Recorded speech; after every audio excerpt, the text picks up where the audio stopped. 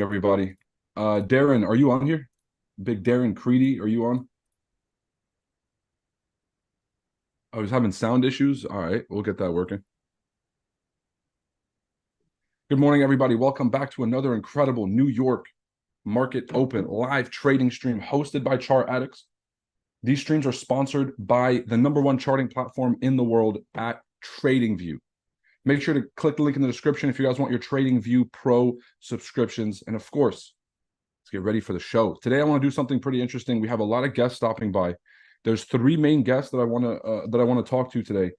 Number one, I want to bring Darren Creedy on. We're going to talk a little bit about the differences between CFDs and futures.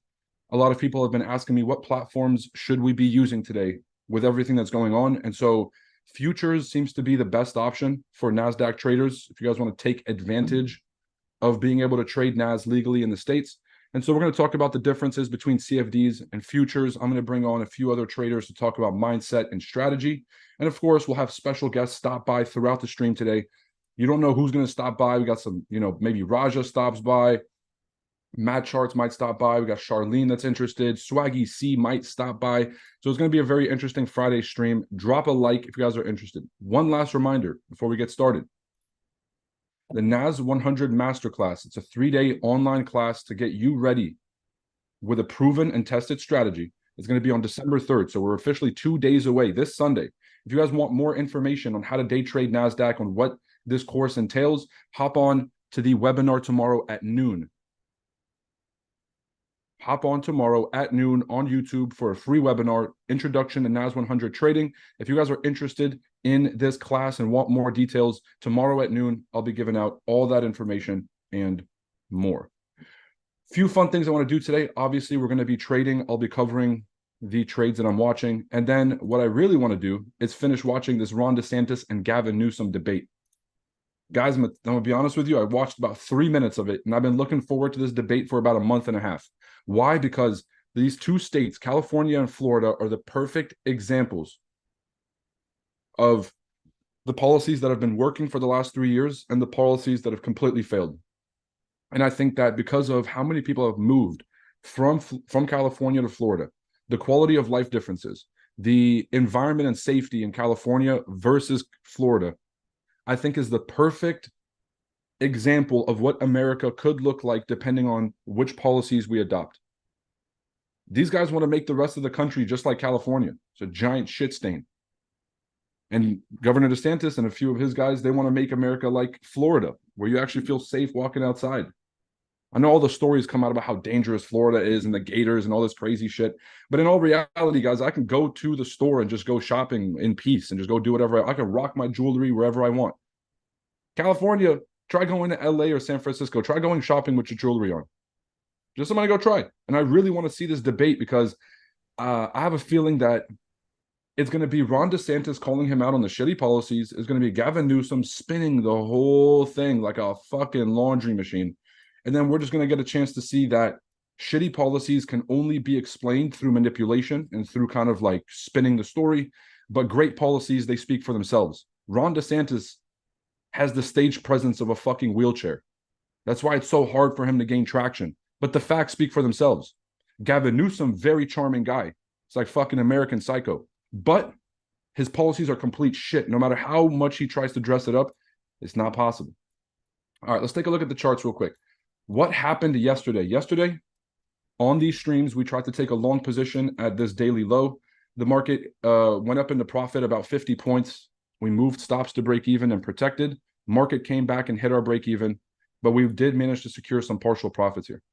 So the market came all the way down to this higher time frame, 88.6, beautiful double bottom rejection, and then we had a nice push up above the TP1.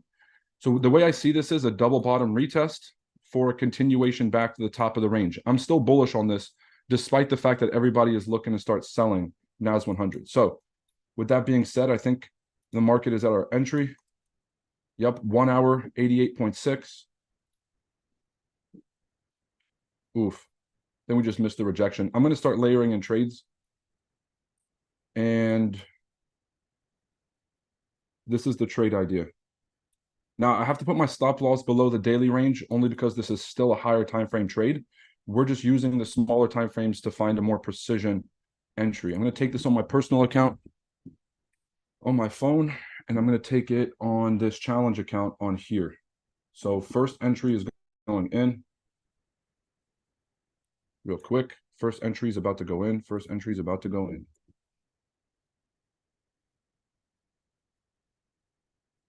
Okay, stop losses below the daily low.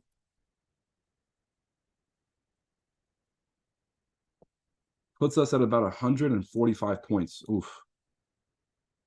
A little rough.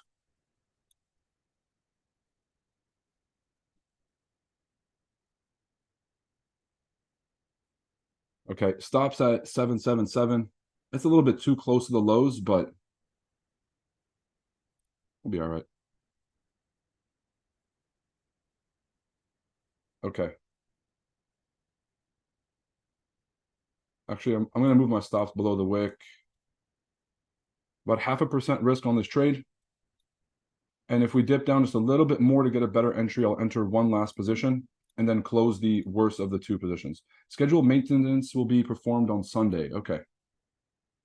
Awesome stuff. So Darren, are you in here? I am. My man, how are you doing, bro? What's good, bro? How you doing?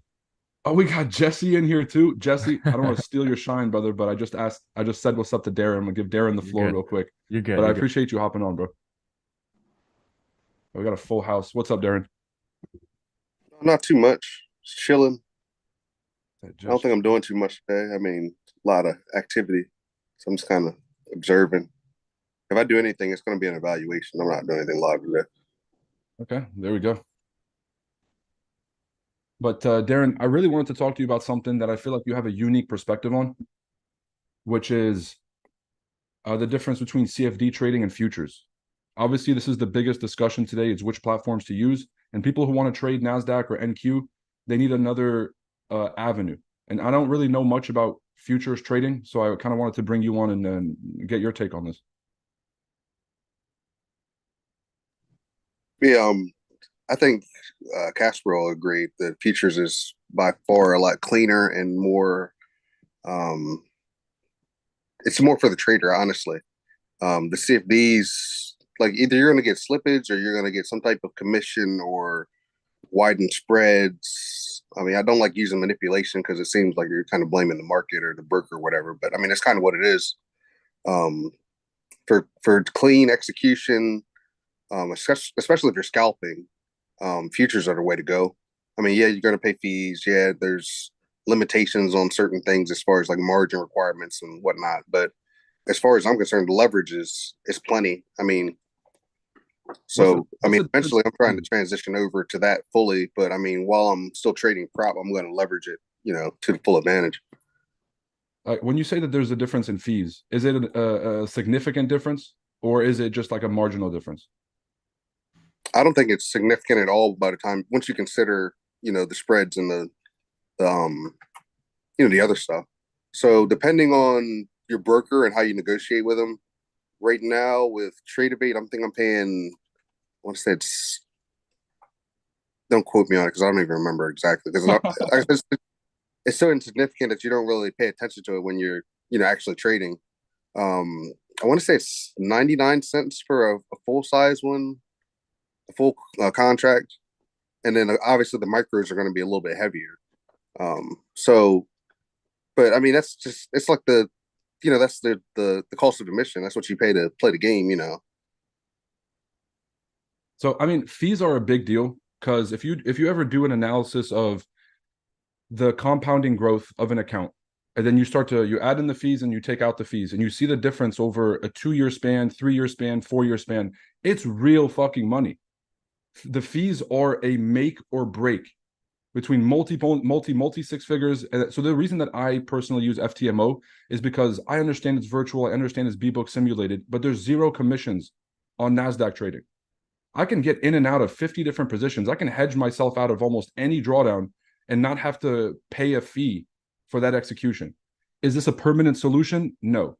Which is why I wanted to start talking about futures to say, okay, at some point, if the prop firm space changes and it's no longer an available avenue, Do we have somewhere else to go to that can still produce similar results? Obviously, there's fees. Obviously, execution might be different. Maybe leverage is lower with futures.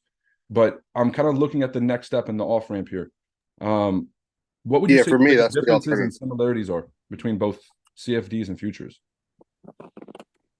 The similarities and differences. Mm-hmm. Like, have you been able to use the masterclass strategy trading futures?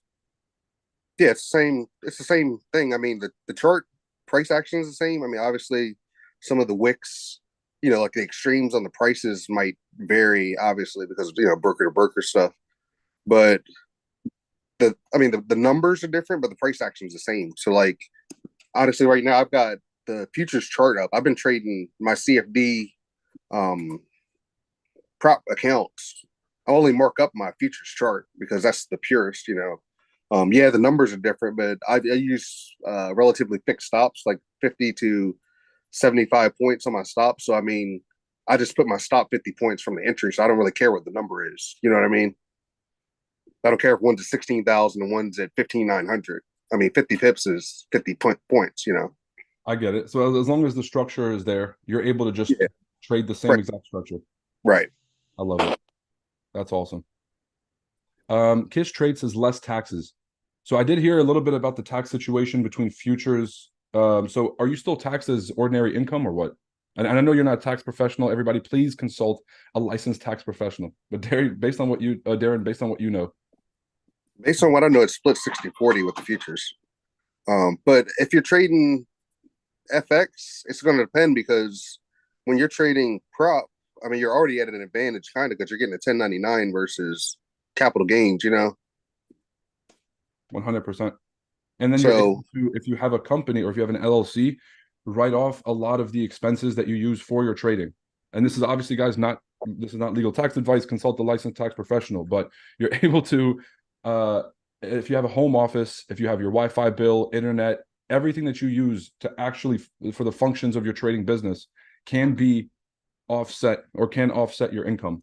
So I think that's a major benefit, but you can do that with both if you're trading futures or if you're trading CFDs, because technically you can't trade CFDs in America. But why is it legal to trade prop firm CFDs? Because they're not actually sending your trades to market.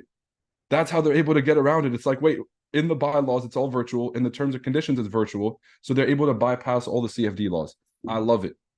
I live for this. All right, Jesse, Darren, by the way, I really appreciate you, bro. Thanks for breaking that down. What's going on, bro? How you been? You been all right? I'm doing good, bro. I'm in this entry right now. I did have to give everybody an update because we did take this trade. As we're sitting in a decent amount of profit, once we head up to, we've already passed TP1, but once we head up to 15,917, I'm going to protect the trade and take some partial profits, and I'm going to let this thing run to the top of the range, just so everybody's aware of where my head's at, because I'm going to be doing this. But Jesse, good to have you on, bro. Yeah, hell yeah. I'm in a long too. I got in a long it was a lower time frame thing. I'm probably about to exit it at these highs, but it's a tighter stop. I got in there like since we got on here. But yeah, man, thank you for having me on. And sick. I didn't know. Are you doing these live streams like every day? Yeah, I used to do them every Thursday, and then I was like, I like streaming, and so I just started doing it every day. And we are, this is day 70, so we have 30 days Hell left. yeah. We've been doing 70 days in a row. This is awesome. That's sick, bro. Yeah, that's actually how I like started on like YouTube. So I did the same exact thing you're doing. Like I streamed once a little bit and then I was like, oh, this is sick. And I started doing it just every day. And then that's how I started eventually like making like content and shit. Wow, bro. And dude, your content is, I was actually showing them on the stream yesterday. I was giving them 3 names to follow. Like, if you guys are not going to hop on these streams, go follow these 3 names. And Darren, you were on that list. Jesse, you were on that list. Because I think the content you put out is so good, bro. Thank you, It's bro. No, I so appreciate spot that a on. lot. I appreciate it a lot, bro. Is there anything you wanted to add to the futures conversation? Do you trade futures, CFD? What's the deal here? I mean, I trade both, but like I think that like Creedy hit on the point. Like it's just like so like for like a personal account, I would always trade futures. Just because the thing like the main differences are like where CFDs are just a derivative of futures, you know what I mean? Like he said, they're the same price action. It's the same thing. It's basically, CFDs are just like an asset that really doesn't exist, but just for trading. You know what I mean? Like it's but there's nothing like wrong with it. Like some people that usually people that trade futures are like, oh, like CFDs are garbage or whatever. And I'm not Yeah. like that. You know what I mean? Like I definitely that's where I got my start trading indices, was trading CFDs. But I would say there are advantages to both. And the main advantages to CFDs are just like the opportunities you have with props, because it's a lot easier to make large amounts of money on a prop CFD than it is like or I'm sorry, a prop that's like a Forex prop than it is on like a futures prop. You know what I mean? Just and it's just there's a lot of better risk to reward. But like for personal trading, I do like futures. That's the way I look at it. There we go. So I mean, the prop firms, it's like they could be a futures prop firm or a CFD prop. It doesn't really matter as long as I trade the same, because I still feel like the only real difference is the actual contract that you're trading. Now, if it's all simulated, there are no real contracts. Yeah. Like the futures trades, like on a futures prop firm, are basically CFDs because there's no transfer of ownership. There's no actual securities. So I think that this whole thing is funny. It's everything has turned into a CFD basically. Yeah, no, for sure. Like, the key difference is that the data feed that like so like if you trade like on a CME, like a futures like firm, they get the feed from the CME, from the demo CME. So there is nothing being traded, but it is like a lot more of like a real environment. You know what I mean? Now who knows what can be manipulated? We all know, like, we never know unless you're there. You know what I mean? But that's the way that I understand it. And then you have like if you trade like a Think or ACAP or Purple, I just shuddered a little bit. Sorry. no, you're good. But yeah, it's just different. But I mean, at the end of the day, bro, at the end of the day, it's not like I don't think there's anything necessarily wrong with trading CFDs. Like a lot of the people that trade futures, they're like, oh, fuck CFDs, dude. Those things are a scam. Well, I'm a big fan of CFDs.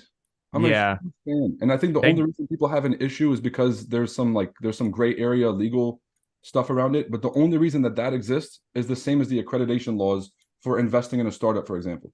So if you're an accredited investor, you can get early access to a seed round and you can invest in Uber at sub 1 million. But if you don't have $1 million in the bank, you can't invest in some of the riskier assets. And it's the same with CFDs. It's under the excuse of consumer protection, but all they're doing is holding people back from making actual money. Yeah, they love that one, don't they? Protecting the consumer. That's like that's the go-to. That's like, so we're going to be putting on the Gavin Newsom and Ron DeSantis debate here in a second. That's like when Gavin Newsom says that all the policies that they have is to protect Californians. Yeah. So how does decriminalizing theft and petty crime and sexual crimes better? Like, how the fuck they even spin this stuff?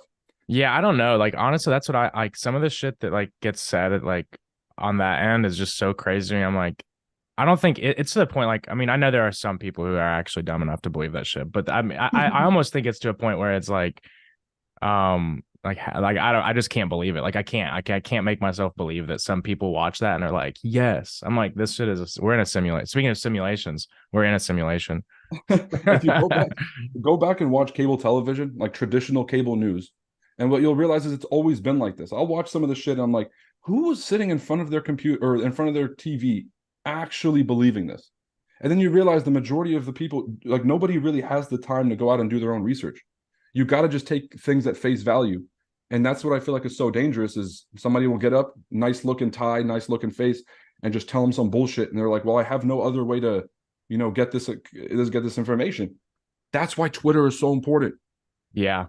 Yeah. Or I just like, there's so many, nowadays, I think it's like, there are so many different outlets, like, where stuff will eventually, I mean, it still gets, filtered out a lot, but for the most part, I feel like we're able to get a lot more access to information than we would without, like, Twitter and just different social medias and stuff. Because I feel like back in I was actually having a conversation with my girl about this not long ago. I was like, back in, like, I don't know, 50s or just a long time ago, just that whole time, like, people really just they kind of like knew what they were told. You know what I mean? I mean, some people probably went out and like found different information, but yeah, no, well, that's true. That is true too. Years, man. The last 3 years was a giant test of critical thinkers versus, I don't have the time or the mental bandwidth for this. Just tell me what I got to do, and then let me just get on with it. Literally, dude. That was the test. And bro, if COVID can do it, but I don't even want to imagine what kind of emergency has to come our way in order for people to wake up. Like this was the wake up call for us. For real. No, I agree, bro. I agree 100%. Good stuff. All right, y'all. So we're about 20 minutes removed from market open. Great rejection here. Really expecting one more pullback to the entry because I moved my stops to break even. So it wouldn't be a Friday if the market didn't come down and grab my break even first before inevitably heading in our direction. So what I'm doing is I'm preparing myself for a potential re-entry. But right now I'm completely risk-free. Beautiful rejection here, 20 minutes out from the open. And yeah, if we get a follow through and a break above this consolidation, it's home sweet home. We can head all the way back up to the 16,000 level. Yeah, it's about 130 points on a Friday. And I think that we could expect that now. Jerome Powell is speaking twice. The first time, not as consequential. He's speaking at a historically Black women's college, the Spelman College in Atlanta. So this is going to be more of an academic speech. Actually, wait, no. The first one is a fireside chat at Spelman. The second one is a roundtable. But they got him all day at Spelman. That's crazy. That means he's not going to be out of here till 4 p.m. All right. I'm not expecting anything consequential from these two, but with the Fed meeting on the 13th, 2 weeks away, everyone's going to be looking for hints as to how Jerome Powell's tone is going to be on that Fed meeting. And I think this is going to be a precursor for that. We're going to figure out if he's going to go more aggressive or less aggressive in his meeting. And hopefully they ask him a few hard questions so we can probe into that. You guys will let me know if you want to go live for these. I don't think it's that important to go live, but when Jay Powell is speaking, it's always fun. All right. Both of my accounts are in break even. I got my personal right here. Oh, my break even just got hit. That is disheartening. Now it's gonna go, bro. I know. The only problem is that it's so far from the entry that my risk and reward is absolutely crushed.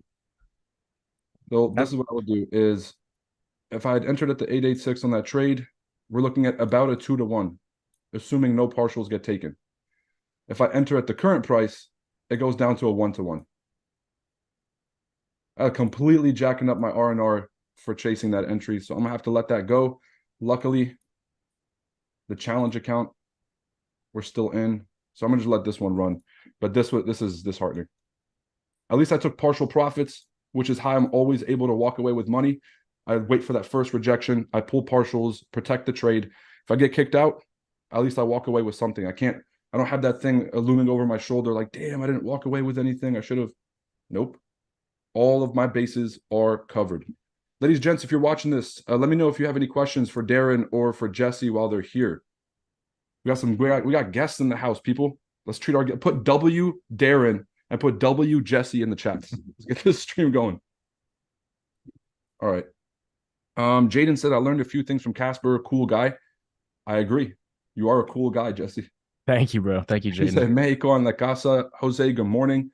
I trade futures and the benefits are great. Well, Kiss, what do you think the benefits are? It says less taxes. Well, you can finesse your way around the taxes, not legal tax advice. Please consult a licensed tax professional. The CPA stream. I'm just joking. Dude, I mean, I used to be a financial advisor, bro. I had to watch every single thing I say. So whenever I give anything remotely close to tax advice, like I'm like, yeah, you can offset a lot of your income by just having taxable deductions. People be like, Roy said to go start an LLC. I'm like, whoa. I didn't say shit. They'd be like, I'm gonna get subpoenaed for tax fraud or something. I'm like, no, guys, no. But there's a lot of W's being thrown in the chat, guys. Looks like you guys are getting more love than I do, man. What the fuck, y'all? This is crazy. Okay. Just real quick, no real news coming out today. ISM manufacturing in 3 minutes. This is going to be an excuse for volume to come in. But let's be real, this is about as inconsequential of a data release as we've gotten in the past 2 weeks. But you guys know the markets. If there's a news release and they can use this to hide their volume, like the push, they will. And that's probably when we're going to see that volume push. All right, backup plan for NAS100, just to kind of give you guys that backup. A liquidity grab back through the 800 zone, and then a continuation back up is very possible. So really my two re-entry opportunities for the rest of the day is either the market retraces all the way down below the daily lows, clears all of the liquidity from the previous 2 sessions, then we'll continue. The other option is a clear break below the day or below these sort of daily or weekly lows, if we have a break below here, we'll just see how the market reacts. A closure below the zone, sellers are in control. If the market wicks through but closes back above that daily support, buyers are still in control, and we just got liquidity swept. Okay, those are the two options for the rest of the day. Right now I'm just sitting in that trade break even, and we're doing good. Yuri, what the fuck are you doing on the YouTube comments, bro? And we have Umzi in the YouTube comments, bro. Hey, what's good, Umzi? Nah, let's get the boys on the Zoom call. For real though. We need to do the Yeah, I'm round about to table. send you Fuck the a- J-Pow round table. Yo, for real. He's gonna be like, I think we're meaningfully getting inflation under control. I'm gonna tell you guys exactly what Jay Powell's gonna Yeah, say. for real, bro. It's like Inflation is still meaningfully below trend, but we're still committed to our long-term objective of getting inflation down to our 2% long-term target. But we're being data dependent, so we could go either way, flip-flop and transsexual federal policy. That's what we're doing. Either way. So first he was hawkish, now he's a hawk, but he identifies as a dove. I don't know. All right, for Jay real, Powell. bro. His trans policy. Okay. Link is sent.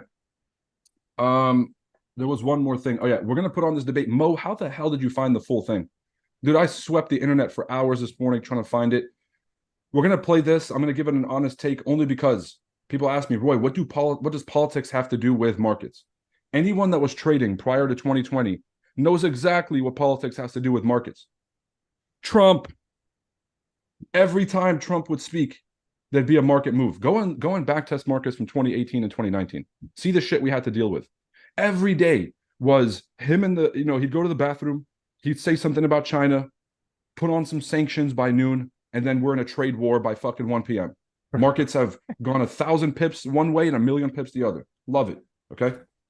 Then we have Brexit coming out of nowhere. We finally had some calming down with the China crisis. Is he serious? Is Trump really going to keep putting sanctions? Oh, shit. He is serious. Wait, manufacturing jobs are coming to America. Maybe this is working. And so Trump was given the benefit of the doubt halfway through the China trade conflict. Brexit, that just completely screwed everything up. That created an uncertainty in the markets that we hadn't seen because nobody had ever left a specific union. No one has ever left the G7 and done their own thing. No one's left NATO. All right. No one's left the EU. Brexit was the first kind of example, and they survived. Trump was given the benefit of the doubt. Whoa, Yuri. A big no. Okay, so we're good. So the reason that politics is important, number one, major market implications. Number two, if you live in the States or anywhere in the world, whoever is president matters. They determine the policy that's going to impact your lives no matter where you're living. And so it is crucial to kind of have an eye on the two different opposing policies that are competing this year.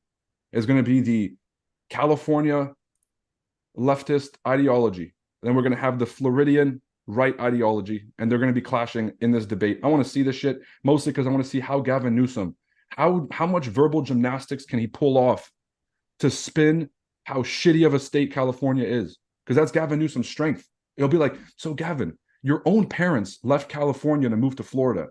What does that say about your policies and your shit state? I just want to see him do the verbal gymnastics and get himself out of that one. This is impressive. All right, I'll send Yuri the Zoom. Bryce, I love that. That's awesome. Two Step says W. Darren, I love it. Mo, good to see you on the call this morning. Who we got on the Zoom today? We got Two Step. We got Bianca in the house. Bobby, Bryce. We got Yuri, Gabe, Golly, Luke, Max, Mo, Noah, Roman. Yeah, we got the whole fucking squad together. Of course, two very special guests. We have Casper, SMC. Jesse is on the call with us. And then we have Darren Creedy, a.k.a. Creedy Trades, a.k.a. click the link in the bio. Everybody, if you have any questions for these folks, make sure to drop them in the comment section. Trade Drip says, Casper, question for you. On your daily buys video with FVGs with fair value gaps this morning, NAS printed a bearish fair value gap on the daily. But would you not pay attention to that until the market closes, then see if the fair value gap is still there? You lost. Yeah. So it's not a fair value gap till the day closes. So a fair value gap you have to have, because like you got to think like this daily candle could pop back up above that wick, and there wouldn't be the gap between the two wicks, because it's a 3 candle pattern. So like you got to have all 3 candles and know exactly what the third candle is going to look like. So if just that to be makes clear, you're sense. talking about this fair value gap here. On no, if you go on the see how like there's a gap between like today's high and then Wednesday's high, like Yep. on the that. So hold on, like let me drop a picture of it in chat. It's like the more recent one. Hold on. This one. The low of the candle to the left of that. So Wednesday's low. I bet I said Wednesday's high. Wednesday's low to today's high. Yeah, that candle's low. Hold on 1 second. Let me send a picture in Zoom chat. Do I have chat perms? Yeah, I think so. Oh, you mean this? Here, I just sent it in the chat. So like, see how there's like the gap between those two wicks. So like Right. that could be a gap. Like let's say if the candle were on closes, like where it's at, and that gap is preserved, then that would be a fair value gap. And we would Fair value gap, meaning that it would go bearish. It would reject that area um bearish, not or not necessarily. I would look for it most likely to get. I would want to see displacement. Like I would want to see a stronger push down created from it. Before I would say that. So like let's say if we look like to that huge candle over to the left, like that the biggest candle on your screen, like see there's a gap in there. You can even go on your like the big green candle coming up into this range oh, to the this left. one. Yeah, like the huge, yeah. So like see that gap. Now watch how the market reacted when it came into that. But that one was like more substantial. You see what I mean? Like it was powerful. It pushed through a high over to the left. There was more to it, basically, For sure. But it So still hasn't been retested. This is why there's like a thing in my mind where this is the local support. If the market just breaks down here to retest this area and then closes back above that daily support, this is ideal for me. yeah, no, I agree. Grab liquidity. I agree. And there's a weekly fair value gap right there too. I think that it's definitely like, Oh yeah, yeah. And now I know which one you're talking about. This is yeah, it's gonna get bought up in there, dude. so what I Yeah. was thinking was That's so crazy. See, like that's the difference between futures. So futures hasn't even taken the high, like over to the left. are you serious? Yeah, like type in NQ, NQZ or NQ. Now hit B adjust. What do you mean? The B adjust at the bottom right where it says B dash ADJ. Bottom right. Because that's for the current adjusting for the current contract. Oh, So I mean, technically, I guess you could say it has, but like if they're no, making not it even close. proportional, Not yeah, it's even weird. close. It's so weird. That's the kind of shit that'll be different. I mean, which it's like who's to say which one is, whatever. It's because so like it's just proportional because like when the contract changes, like there's usually a big gap in price. Um and just like the numbers, but it'll make I don't know how to explain it. It'll make because you want to pay attention to like the current contract in front, which would be NQZ if you were, wanting to like look at which one's the most liquid. Oh, my bad. Real quick. TP2 just got hit. Y'all, TP2 got hit real quick. Oh shit. I don't even have a chance to close. This thing just hit that yellow zone and already starting to come back down. Damn. With 930, 70, that puts us at about 60 points. And the risk was about 50. So we had a little bit over a 1-to-1 there. Damn. Okay, so what I see is a retest of this zone right here. So we had this massive impulsive push. We're going to get a retracement down to about 850, maybe a potential re-entry opportunity here at 850. So if my stops get hit and break even, I'll just re-enter the trade, same price, 15,850. My bad, Jesse. Oh, But you're damn, good. that No, was you're so good. quick, bro. Yeah, I didn't even realize my TP I got hit. So I'm chilling. Whenever we came down right before news, I was like almost closed it because I was like this could go the wrong way. But like you said, I mean, we got a nice little reaction off that news, but I feel like some red folder events, I talk about this a lot, are completely like they should not be treated the same as others. Like the ones that I really pay attention to or watch out for, like NFP, CPI, PPI, and then like interest rate FOMC or like Powell speaking for the most part. Not always, but like you said today, it's kind of probably not going to be super consequential. But I other tell than people that, like you got to treat the news events in context. So I have a fundamentals course where I basically break down, depending on which market dynamics are the most prevalent right now, that determines which news event's going to have high impact. So right now, the biggest topic is obviously inflation.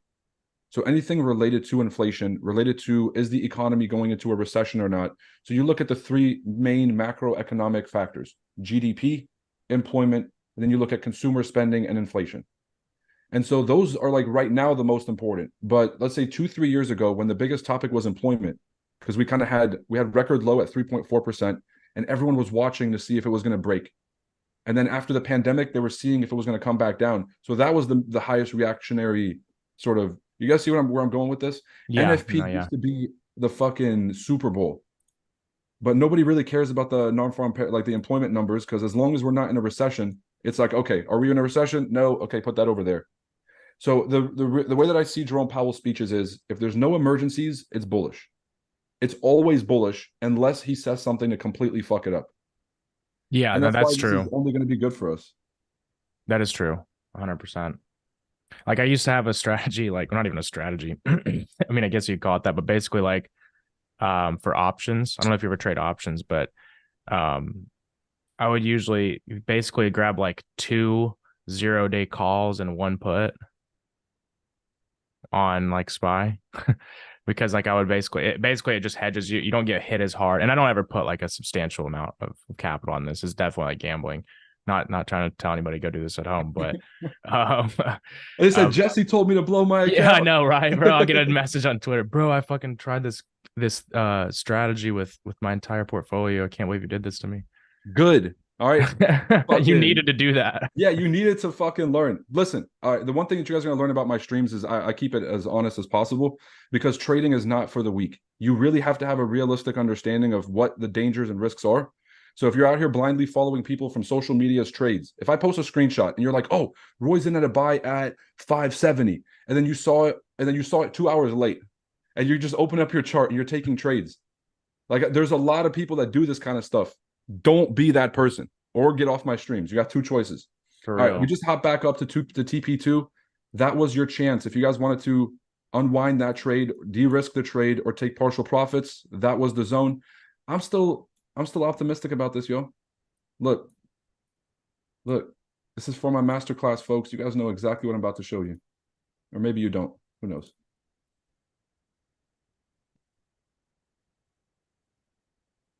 Come on now. Come on now.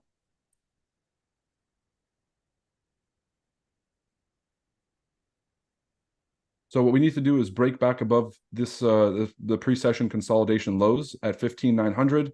Get a nice break above. Ideally, break above these highs. Come back down and retest the lows of that pre-session consolidation, and home sweet home. So really, right now, this entire continuation is predicated on a break back above 15,900.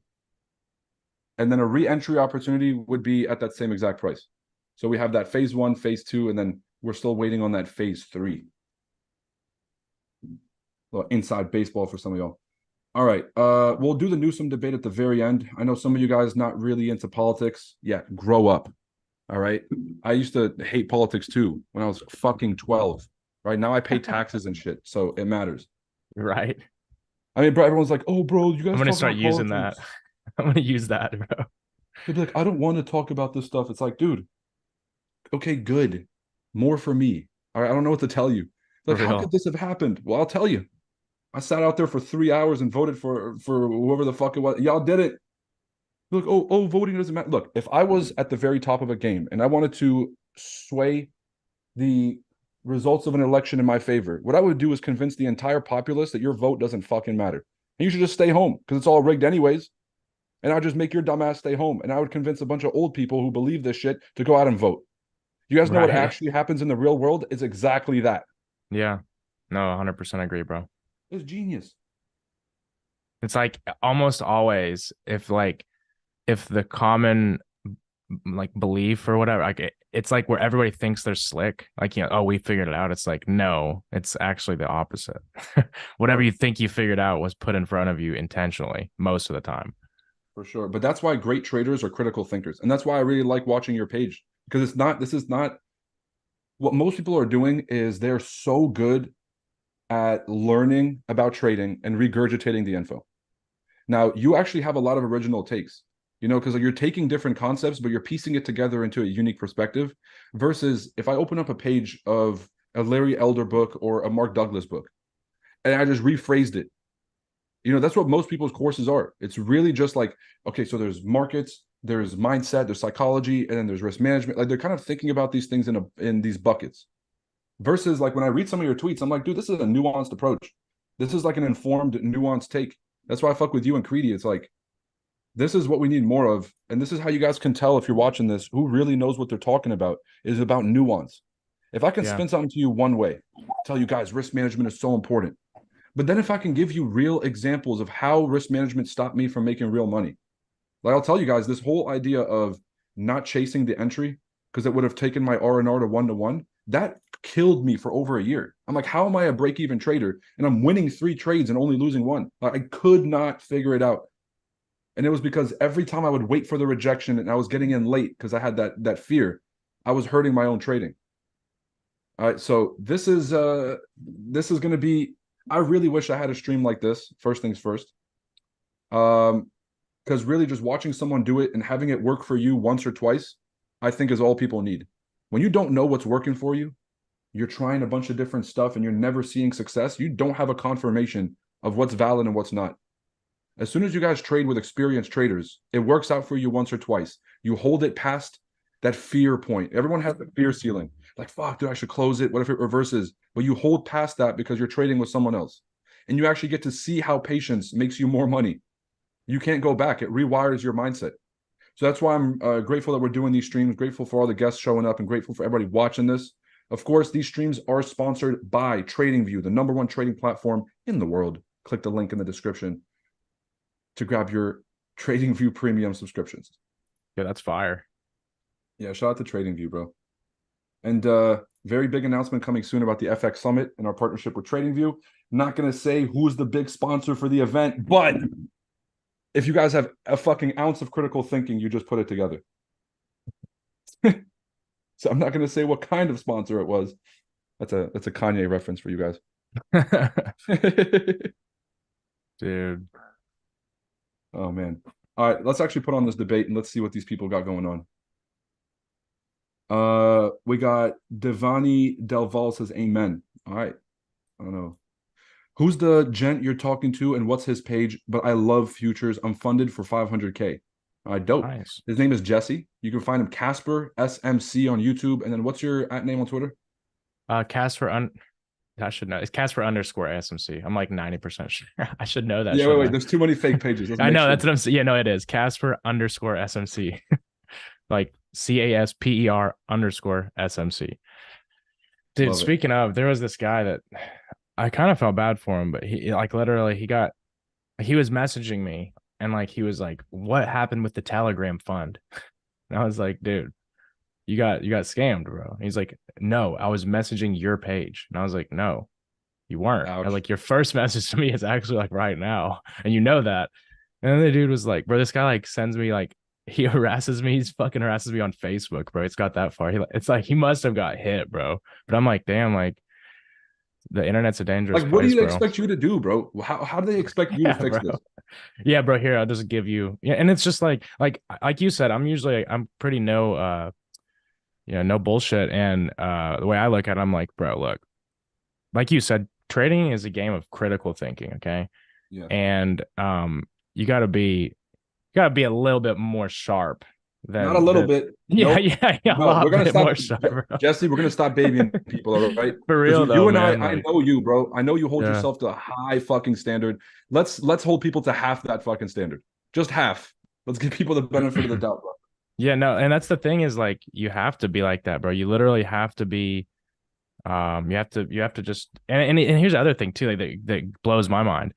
Like this would never happen to me in a million years. Like I don't understand how the hell people fall for that.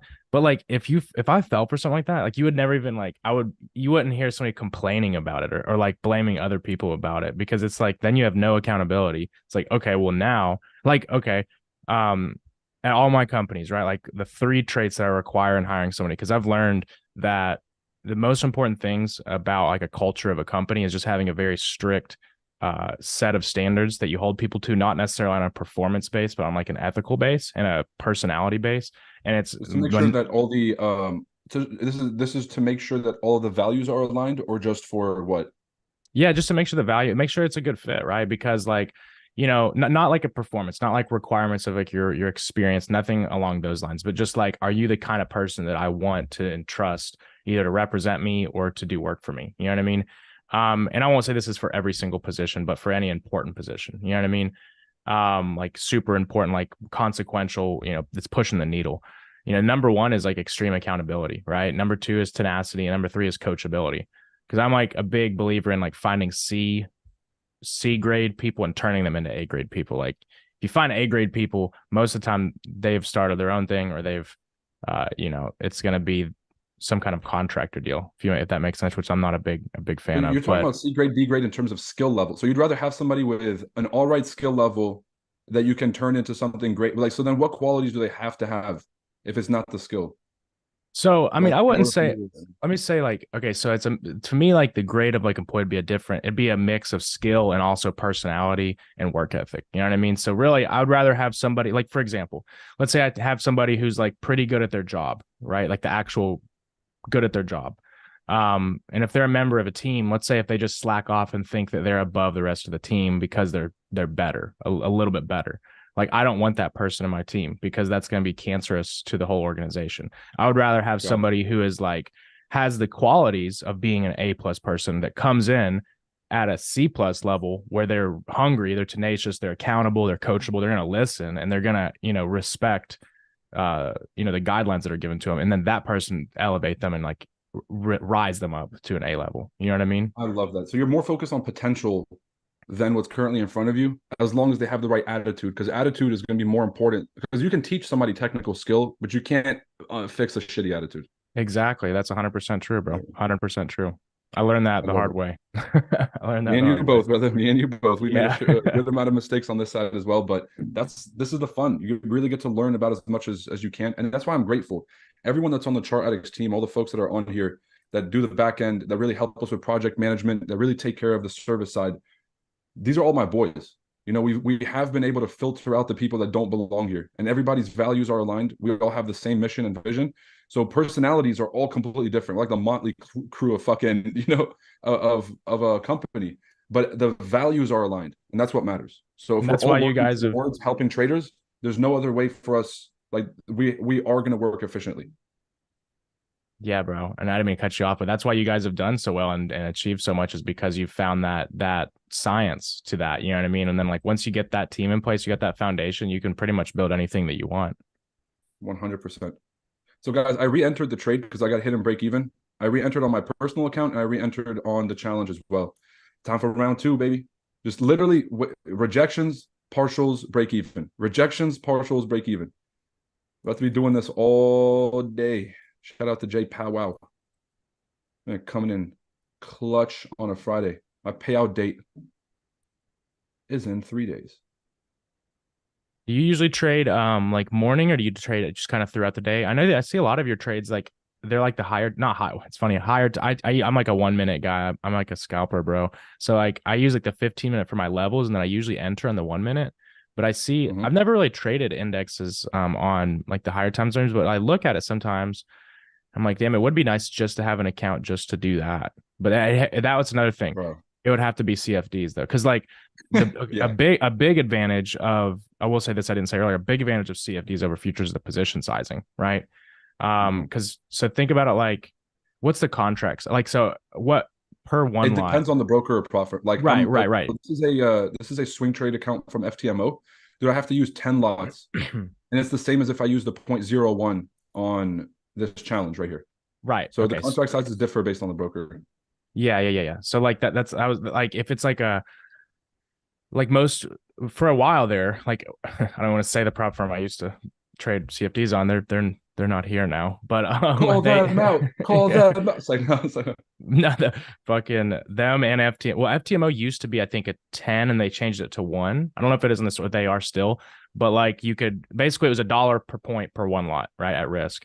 So like that's really nice, because it's you can, or any lot sizing position, you can, get your risk down to the dollar. With futures, it's either you're opening a 25 lot, a 50 lot, or not 25, a 20 lot, a 40 lot, right? Because it's on NASDAQ, it's $20 per contract at risk. And there's no like half contracts.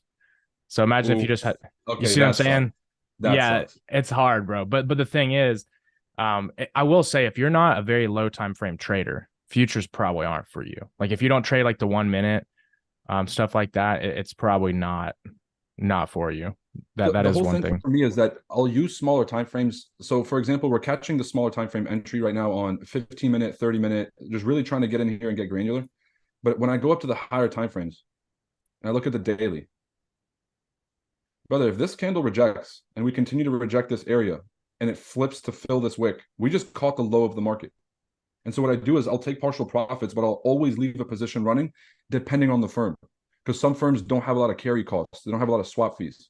But some other firms, they have like this platform that I'm using right now. This is a free challenge I was given, just as a, because we're showing it off on the stream, whatever. Dude, I'm racking up swap fees left and right. I had like a trade running at $100 and it had $27 in swap fees. I'm like, all right, bro, that is unsustainable. I'm not going to hold a running trade or running position just to have that equity floating for no fucking reason. On FTMO, there's zero commission on NASDAQ trading.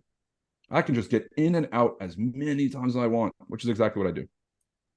Yeah, that dude swaps. Like one time I was trading crypto. What's funny enough, it was like literally the actual bottom. Now I wasn't trying to buy it like that. It was when I was like at 15K, like the final bottom, bro. I longed it from that all the way up to like, I can't remember. Let me look at the chart. It was like,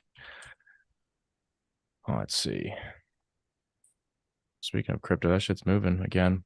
I got some XMR that I'm holding, but I longed it from like 15 or like 16K all the way up to 21K.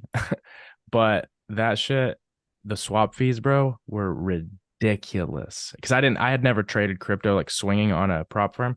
Bro, the trade itself netted like without swaps hitting, netted a little over 10K. But you know what the swaps were? You're gonna just it's like this pretty much the same thing you said. It was like 3,000. No, it was like 3,000, almost 4,000, like 3,700 something. You want Like, to know the easiest way to make 100 grand trading crypto? buy it and only and hold it. No, start with a 500K balance. That's a good one. That's funny, bro. Yeah, but I wouldn't trade. I wouldn't trade crypto. The only time I've ever funded margin accounts to trade crypto is at the lows, because usually for me it's like I'm an investor, and then if the market is at a zone that's so attractive, all right, let me open a margin account. Let me let's throw some leverage on this. The thing is, the execution on these brokers is so bad with crypto because dude, it's terrible. It's unusable almost. Yeah, exactly. It's unusable. You get 3 different fees that are all abnormal. You get the swap, you get the slippage, you get unnecessary commissions, and then of course it's the spread. You get the same spreads as if it was like a market overlap on a Forex pair. Every time. It'll be peak market timing. I should not be dealing with fat spreads in the middle of a trading session, bro. All the liquidity is here. Well, you know what I'm saying? You couldn't fucking find a quote. Okay. For real. So I did get back in. Looking a little sketchy, but as long as structure is holding, the trade is still valid. As long as the lows are not broken, trade is valid. We could be coming down for a double bottom. God, just be patient. This thing wants to come back up. It'll happen in the next 20 to 30 minutes. So we'll let that thing run. Do you guys want to watch the Gavin Newsom debate, or should I put on Jay Powell giving an academic speech? See how I pitched that? Yeah. A little bit of fucking bias right there. Well, bro, Oof. I'm probably about to run. I gotta I try to take at least one day out of the week to like do. It's funny. I put off like for example, I need to go to the car dealer. I need to do a bunch of like real world shit, and I work so much that I'll put this stuff off. So I've actually made Fridays now my day to get like shit like that done and stuff like around the house. But I'm about yeah, it's funny like being like a worker. I mean, I'm sure you probably get out a little more than I do, but like my shit is all digital, bro. I'm in the lab all the time. So I'm like, I had to make a day to go do human stuff, bro. Oh, me and you both, bro. That's why I like Saturdays. Because I stopped taking calls on Saturdays. I stopped taking meetings on Saturdays. because I needed a few days in my week just to like literally, but you can't let your life fall apart. It will impact your trading. Like if Yeah. you put off a bunch of real world shit, dude, there's nothing in our life has ever gotten better by putting it off. But Jesse, if you got to run, I appreciate your time today. Appreciate you hopping on. Everybody, throw W Jesse in the chat and say thanks for stopping by. Hell yeah. Hey, thank you for having me, bro. And we'll hop in another time and then I'll see you down towards New Year's, bro. I'll be down there. So All right, we'll meet up for anytime, bro. sure. Awesome. All Always right. welcome here. See you guys. Peace. All right, Casper, peace, bro. My guy Darren, bro, we got some legends in the stream today. So Darren, if I could ask you a question, because I know we always talk about prop firms when I'm with you, but you're funded a good amount, and I know a lot of people that's their aspiration. Is there anything you can tell folks that have just started a challenge? Are you trading any differently in December? What are you looking at right now? Oh, that's funny you asked that. So last year I kind of ran I guess, an experiment for myself. Because I'm still kind of relatively new to the market. This is like my third year around, right? So, when you first come, everybody's like, oh, there's no volume in December. Oh, there's the price action's trash. Just take off the month, blah, blah, blah. So I've always been like that against the grain type of guy. So last year I went like full steam in December and literally had one of the best months I've ever had. Same. Um, Yeah. so December I treated like anything else. I mean, obviously when you get closer to Christmas and stuff, things start to shift. You got to pay attention to like when the holidays are. Like, obviously I'm not going to trade like Christmas Eve like I would today, but just for me it was the same thing. Like, yeah, it was slower, but the structure was still there. It's like the ranges might have been tighter or whatever, but there was still structure to trade off of. So that's So I crucial. treated it like anything else. So your understanding of how the markets worked, like the actual market structure, the reality of the stuff, that was all the same. But how long it was taken for the trades to play out was longer. Is that a fair way Exactly. to say it? Yeah, basically right. Okay. So is that an adjustment that you're Yeah, so making it now? might take longer to play out, or it might not go as far, for a complete move, but everything else was the same. So would you just adjust your strategy to account for the volume and like the weekly rate getting tighter? Like instead of going for 1 to 3s, I'm gonna go for 1 to 2s, or how do you Right. think Yeah, about exactly. Yeah, I was more aggressive with my partial taking too. Just it? understanding that, hey, it might not make it all the way there as quickly as I'd like it to. So Makes sense. That so where I patience might is normally wait for 1 to 2 to take a partial, I might take a partial at 1 to 1, or I might just close it out at the end of the day and not swing anything at all. But generally, I try to be flat at the end of the day with indices. I mean, I might swing like currency pairs. I mean, I call it swing, but for me, a swing is like Asia to New York, like across sessions. that ain't no But swing, bro. yeah, that's a Bro, swing. Like holding between sessions I is don't not a keep any swing, bro. weekend. Come on. I wish I'd be a swing trader down here. Oh man. But that's good. So like in terms of risk, well actually let me ask you a question specifically for Fridays. Do you treat Fridays any different than any other day of the week? Do you go lower risk? Do you trade any differently, or it's basically the same? Friday's the same for me. Friday, I mean, based off of like what I've experienced and like from my data, Friday gives me the best opportunities because the way I trade, I'm trading off of like a weekly template.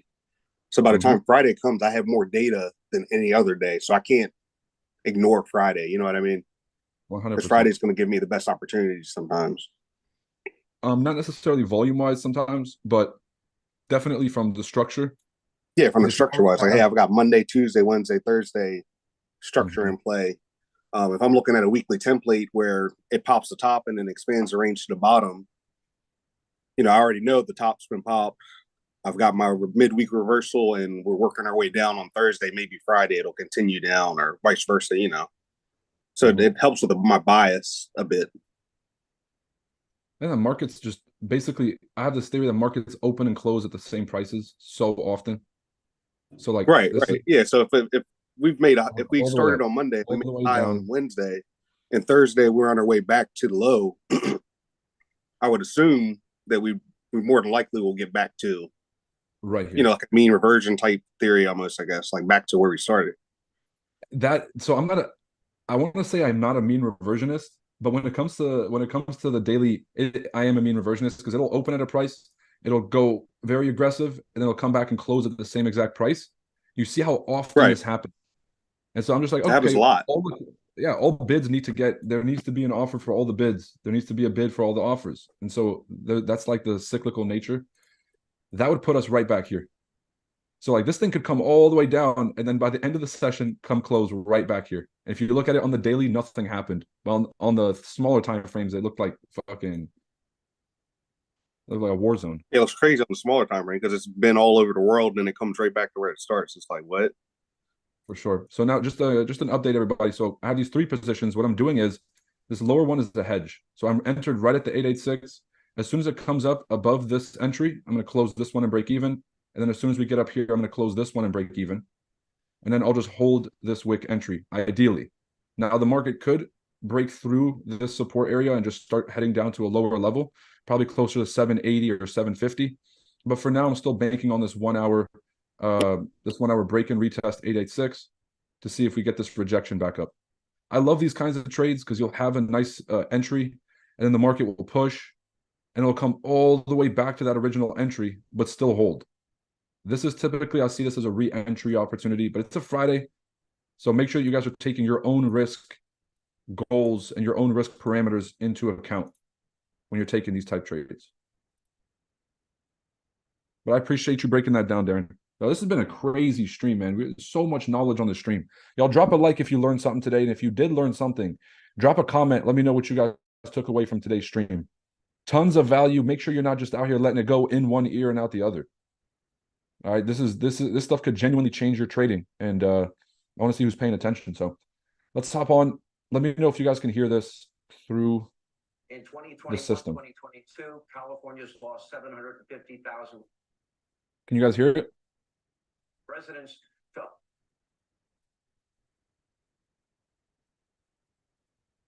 All right, almost above break even for these two trades here. And what I might do is that if the market just comes up and suspends between these two first orders, what I'll do is just close both, and they'll cancel each other out. And I'll just hold this wick entry at the very bottom, move it to break even. All right, but let me know if you guys can hear the. Other states, Governor. All right, Mortel says yes. Seems like we're good. DeSantis, during that same 2-year period, you gained 450. Side note: we're back above break even on that first entry. This one's floating about $20. This one's floating about -60. I'm gonna wait for those two. Wait for this thing to push a little bit higher to TP1. Once we get there, I'll be able to close out both of those two early entries and then just hold this wick entry right here.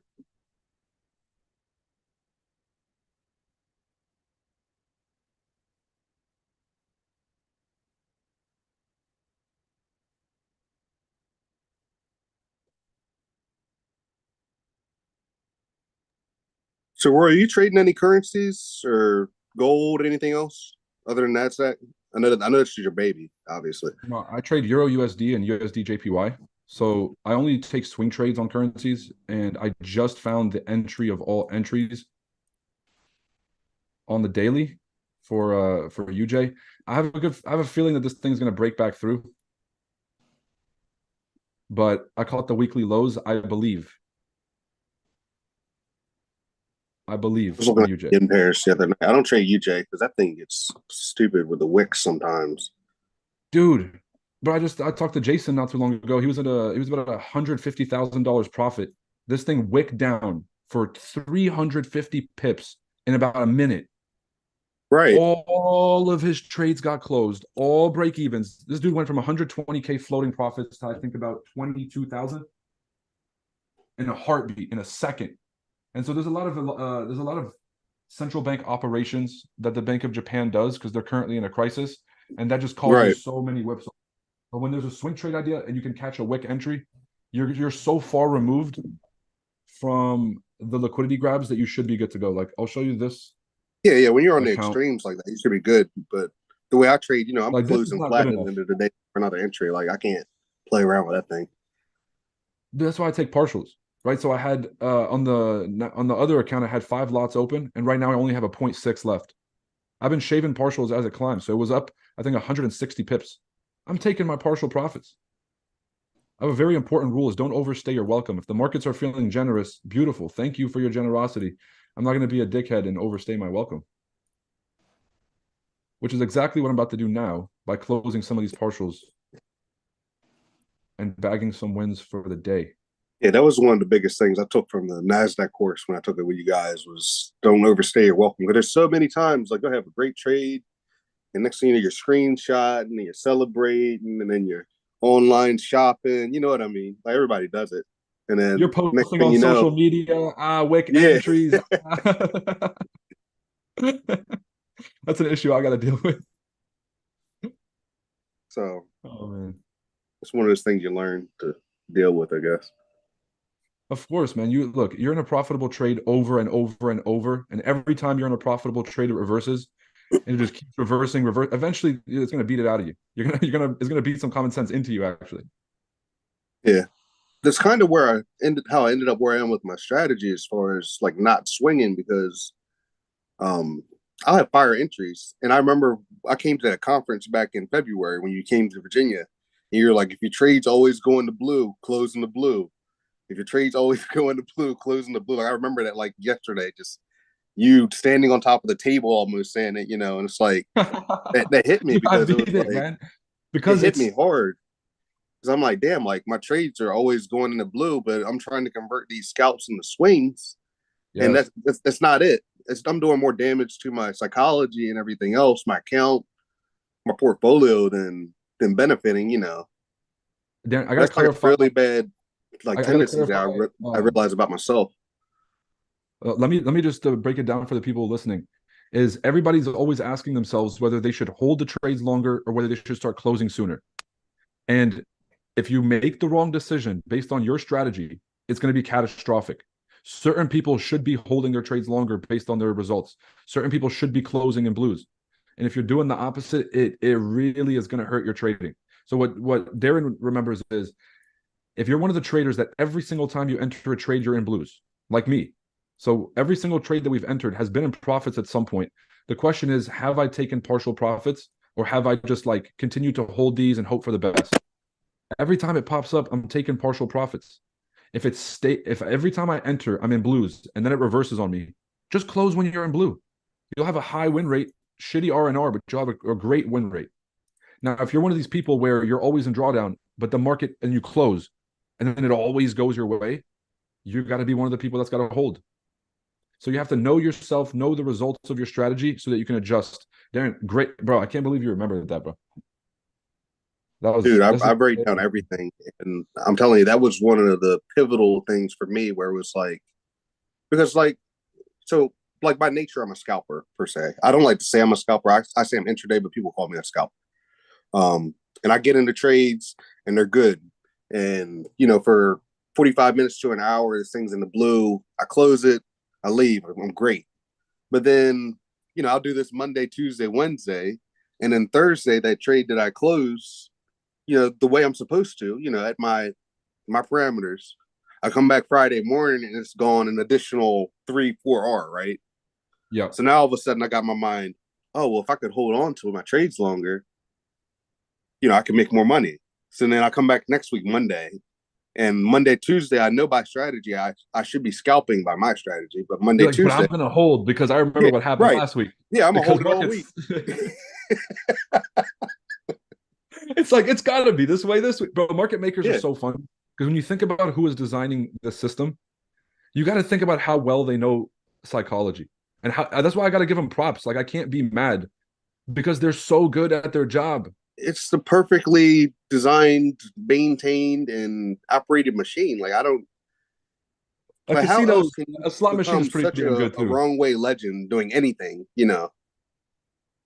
Look, they have the same model as the casino, and I'll be honest with you, they both do a great job because they understand human psychology better than the people who are using these things do. So what's everybody here's job is to understand yourself.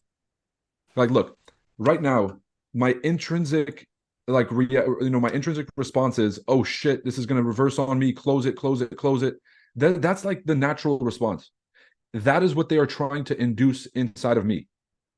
Why? Because they want me to close the fucking trade. I'll let the market close me out of this trade, but I'm not going to give in to that emotional response because that's probably what they want me. Now, why would they want me to close the trade prematurely? Probably because it's going to end up going bullish at some point, right? So I start to kind of think in this 3D chess model, which is what emotion is the immediate response for me? What are they trying to induce? Why would they be trying to induce that response? Like these wicks. People were buying into these wicks because the market was so aggressive. The emotion was FOMO, like this thing is going to leave without you. So they induced that emotion. A bunch of people got in, and then they were able to grab all of that liquidity. So you have to understand exactly what you are naturally inclined to do in this situation, and you kind of have to fight your, your biology. You got to fight your nature, Yeah. in order to make the best response, the best decision with your strategy. This is why I believe it's so important to journal too, not necessarily the trade itself, but your thoughts and feelings while you're in, because you'll realize.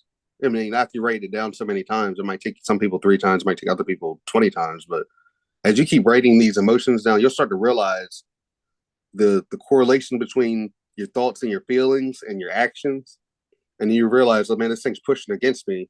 Every time it pushes against me, I close it at the worst possible spot, and At then the it goes worst spot. Yes. like worst possible. Like it's like I mean, I can't describe it. I don't have to describe it because I mean, I'm sure everybody's gone through it, but No, it's like the worst possible place. Like you just get out, and it's like your brain's fight flight wants you to get out of the situation, but it doesn't care what damage it does as you exit the burning building. if someone is currently in that spot, this is what I did. Is I was on such a bad losing streak. I was on like a 20 or 25 trade losing streak. And I had to take a step back. I was going to quit trading. And I sat there and asked myself, somebody on the other side of all of my trades just won 20, 25 times. What did they see that I didn't see? That's when everything shifted for me. I was looking at markets the exact opposite. The entire masterclass, Darren, was based on this realization that I was constantly doing the opposite action.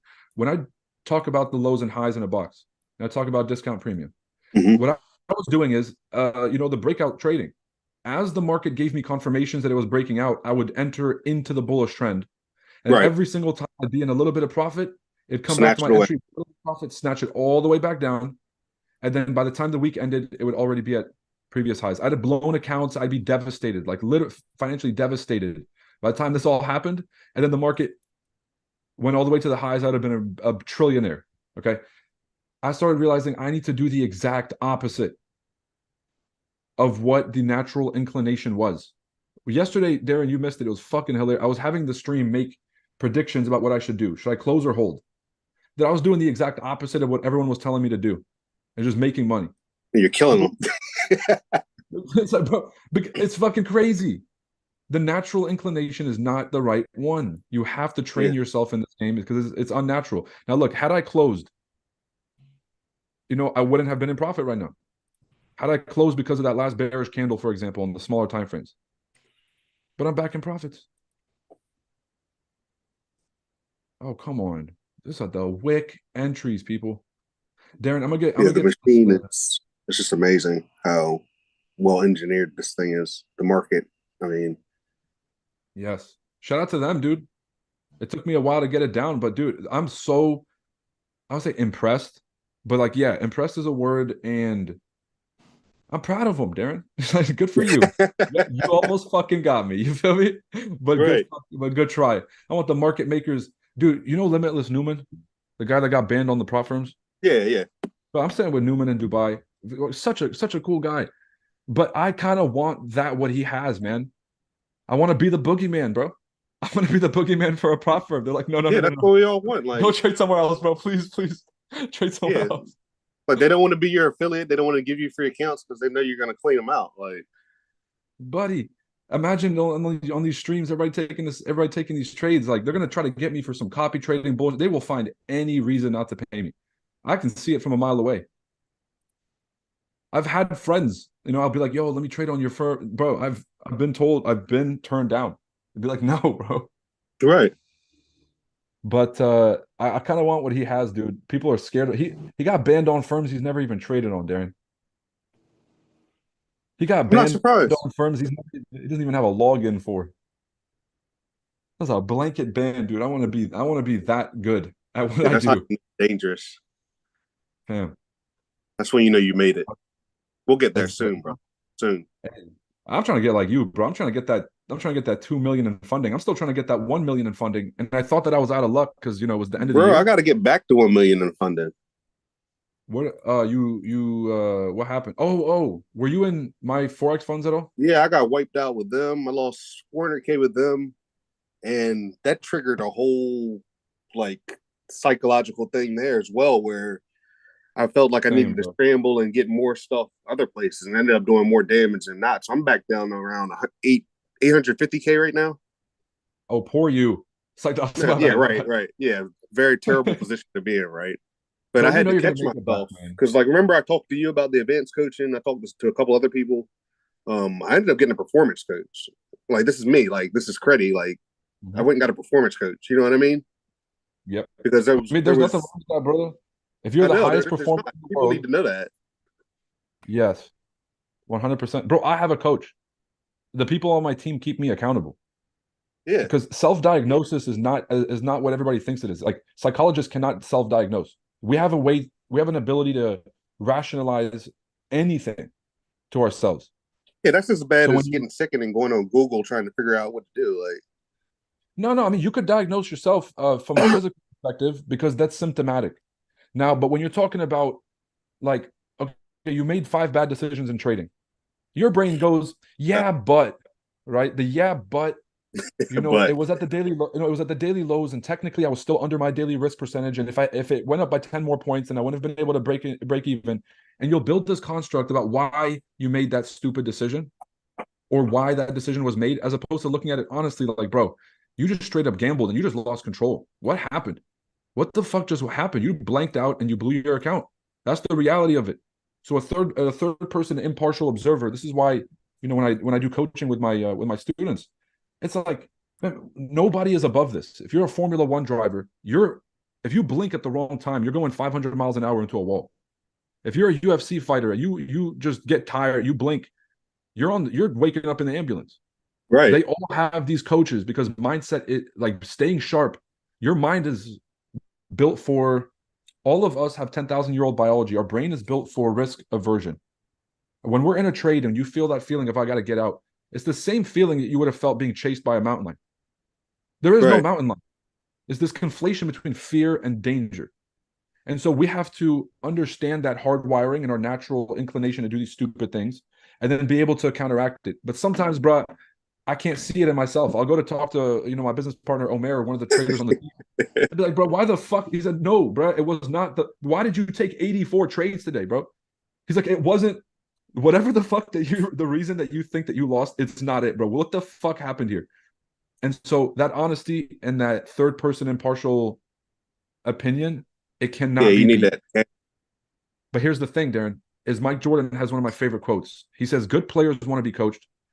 Great players want to be left alone. But the best players want to be told the truth.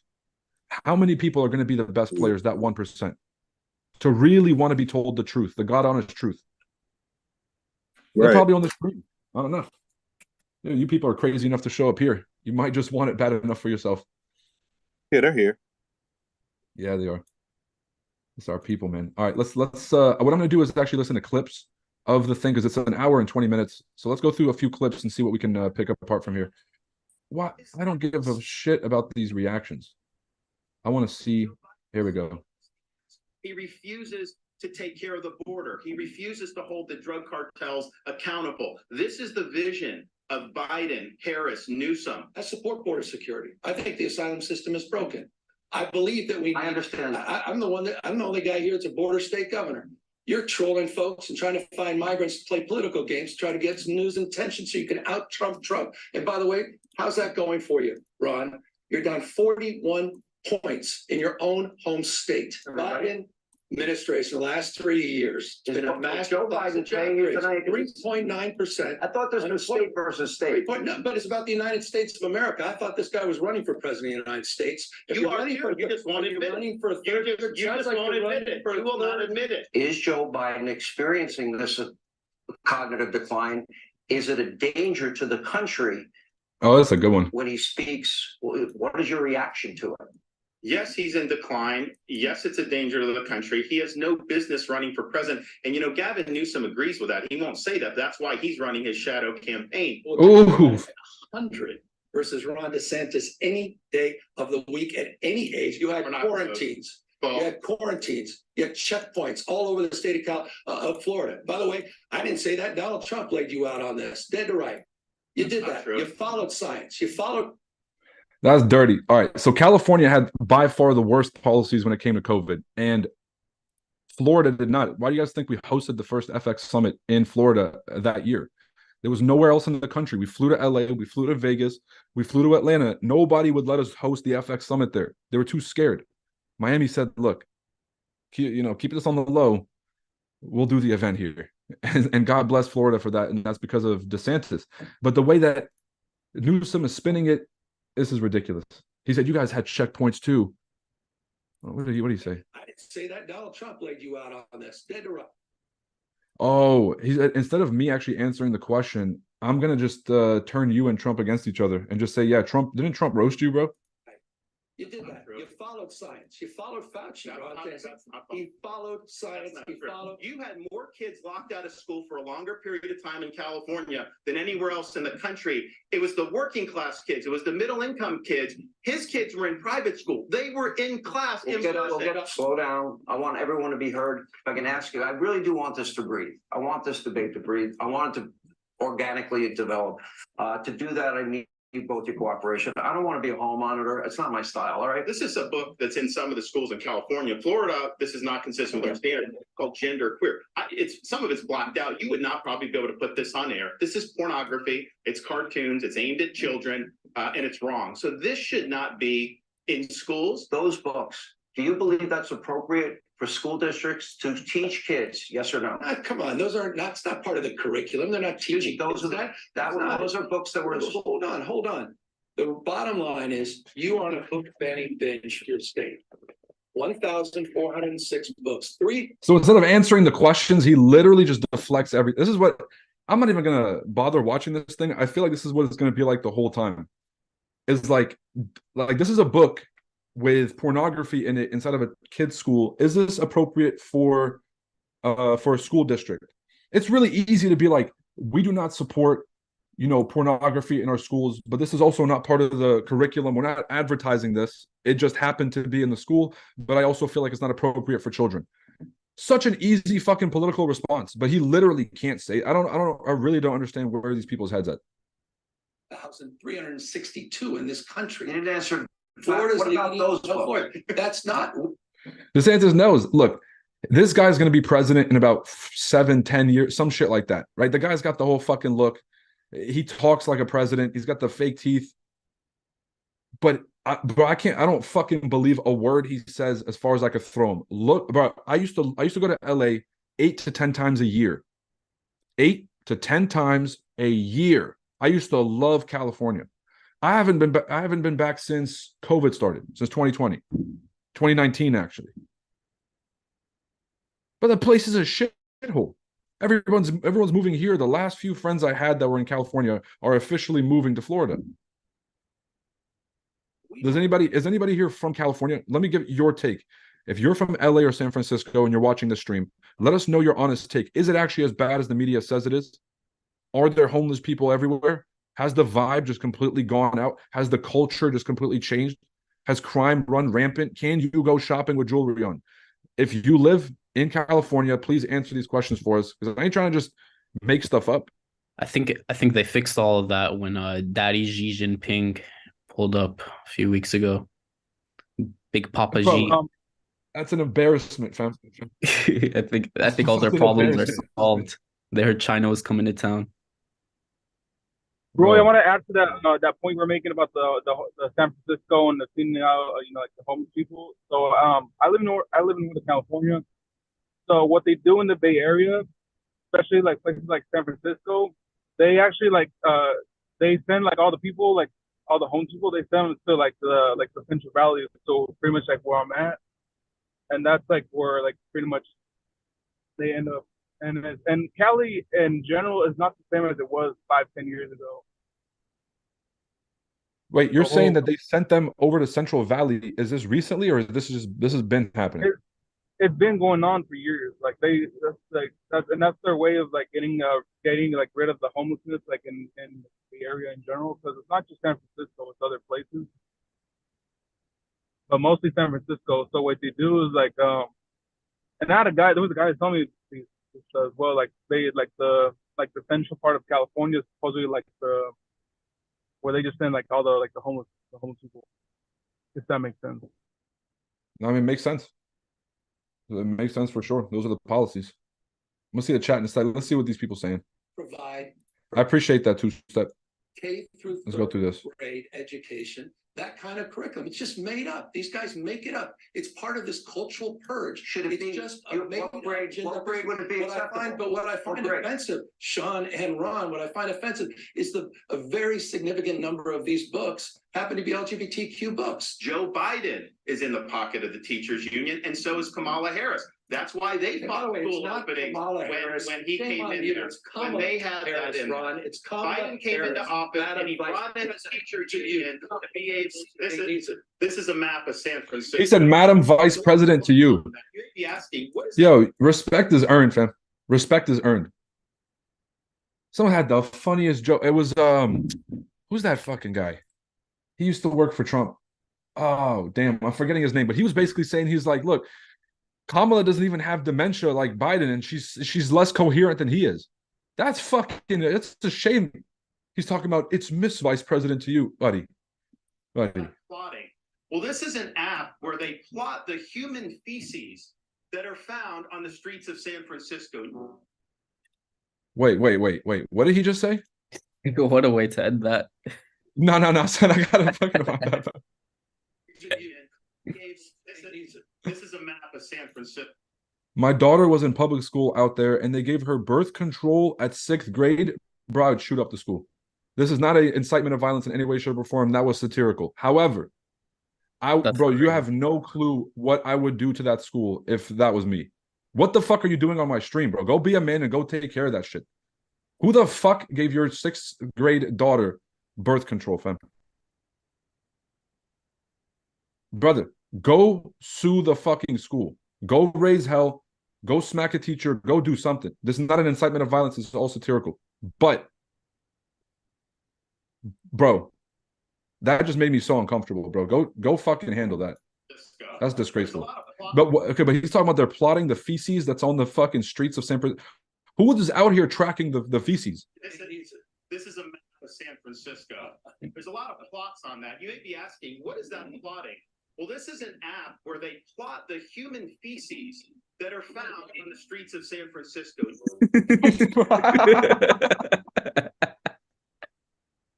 Son, whoever his campaign manager is, they did him right. Because I really had low hopes for him. I was like, fam, because Gavin Newsom is such a slick talker. He's like, he's so slick and he's so, you know what I'm saying? And Ron DeSantis has zero charisma and zero personality. Campaign.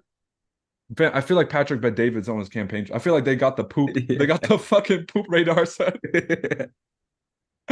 Oh, it doesn't get funnier than that. That's something Vinny would pull up on the podcast. He's like, you know, Pat, Adam, poop. Hold on. Yo, listen, markets retracing. We're retesting the 7-8 fib right now. Ideally, we just continue to respect this fib and then start pushing higher. I didn't get kicked out on the challenge. Did I get kicked out on my live? Where are we at? I got kicked out on my live. Okay. I'm about to re-enter this one. Oh my God.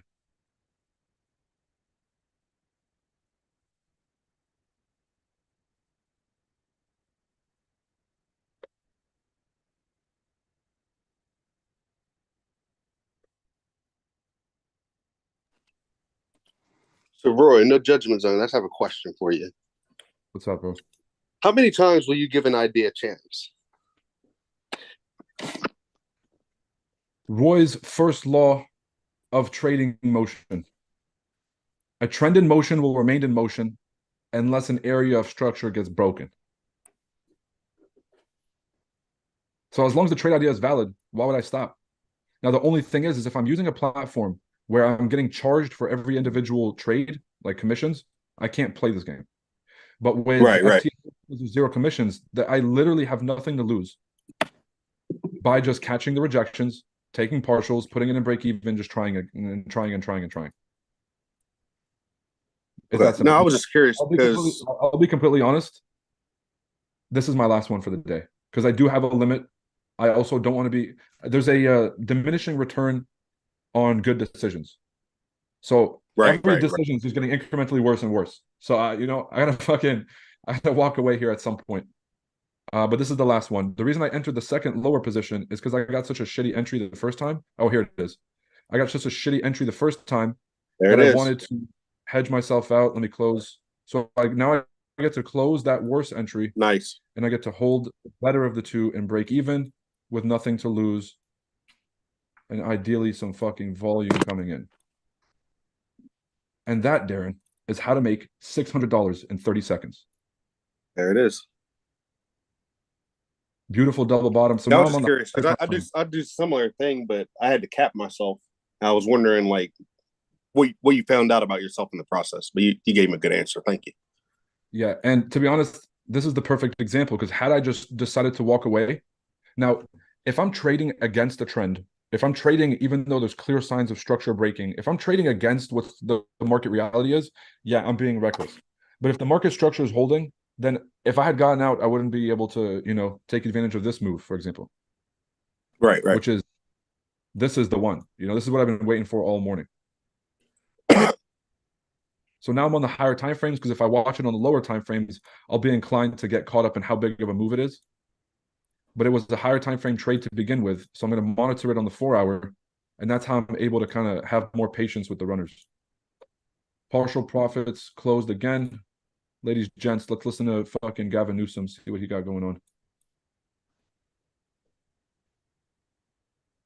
Okay, partial profits closed on both. Happy Friday, everybody. Happy Friday. How long are you going to be on? Because I've been ducking work. I've had my phone not disturbed the last hour and a half. Probably another like 20 minutes. Honestly, I just want to see this trade play out and just kind of get like an accurate feel for if we're going to have a good volume push for the rest of the day or not, and then I'll just walk away. So probably another 10-20 minutes. Yeah, I'm about to roll out before I dig myself too deep of a hole. Some of us still work full time. Brother, we all have responsibilities. Trust me. I'm avoiding mine by being on the street. All right, Darren. I feel a lot better because I've been ducking work for like the last hour and a half now. It's like, okay. Me and you both, bro. Me and you both. All right. Always great talking to you, Darren. Ladies and gentlemen, go follow. What's your Twitter? Just so everybody can go follow you. Credit Trades.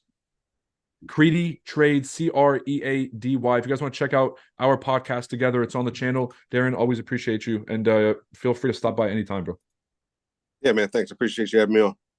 My man. Take it easy. Peace. Lower 200 from you. He has a 6 pursuit of happiness. All right, so this is a highlight reel of the whole thing. This is the one we're gonna go with. Or we're near 50-year lows, down 50. It's an app that locates shit reported by users. Bro, I still can't believe that's real. I went to LA and San Francisco 3 months ago, and the security in the streets is like a third world country. Oof. Don't you dare speak about my third world like that. We ain't that bad. State of California from the 1990s. And I want to compare and contrast that with the issue in Florida that you didn't mention, and that's the murder rate. And let's broaden it more broadly. Yo, ladies, gents, who made money today? Who made money today? This is your last reminder, everybody. Last reminder. We only have 2 days left until the last NAS100 masterclass. Oh, I did want to do a poll too. Hold on. Put a 1 in the chat if you guys would like to see another NAS masterclass at some point in the future. All right, potentially in January before the year starts. Put a 1 in the chat. Put a 2 if you're like, all right, 3 is enough. 3 is done. You got it. You got it. You didn't. Put a 1 if you guys think that it is. This is we should have another one in the future. I'm gonna let you guys make this decision. If you made money, let me know in the chats. Let me know what your entry was. Just tell me something. Do you think Representative Santos just expelled from Congress has anything to do with the market moving right now? Fuck no. Santos, the dude who lied on his application? Kiss Trades, please don't spam the chats like that. I'm trying to get an accurate vote here. $200 on NQ. I love that. I just passed phase one from being down negative 7%. All right, Mortal. Sounds like you over leveraged the shit out of your account, bro. That's why you were down 7%. Don't give me credit for that because you're gonna end up blaming me when you blow the account. We don't Yeah, know I'll how long happily it took give him. you credit. What'd you say? So we don't know how long it took him. Well, I'm just gonna go ahead and assume you over leveraged, but you're right. Maybe that's an unfair assumption. How long did it take you, Mortal? Because he said he just passed phase one from being down 7%. Thanks, Roy, for the guidance. You know what, Golly, I did misread that. Maybe I jumped to conclusions. You're right. I apologize, Mortal, but let me know because if I was right, I'm about to light you the fuck up. This guy's like, oh, it was all today from negative 7% to passing.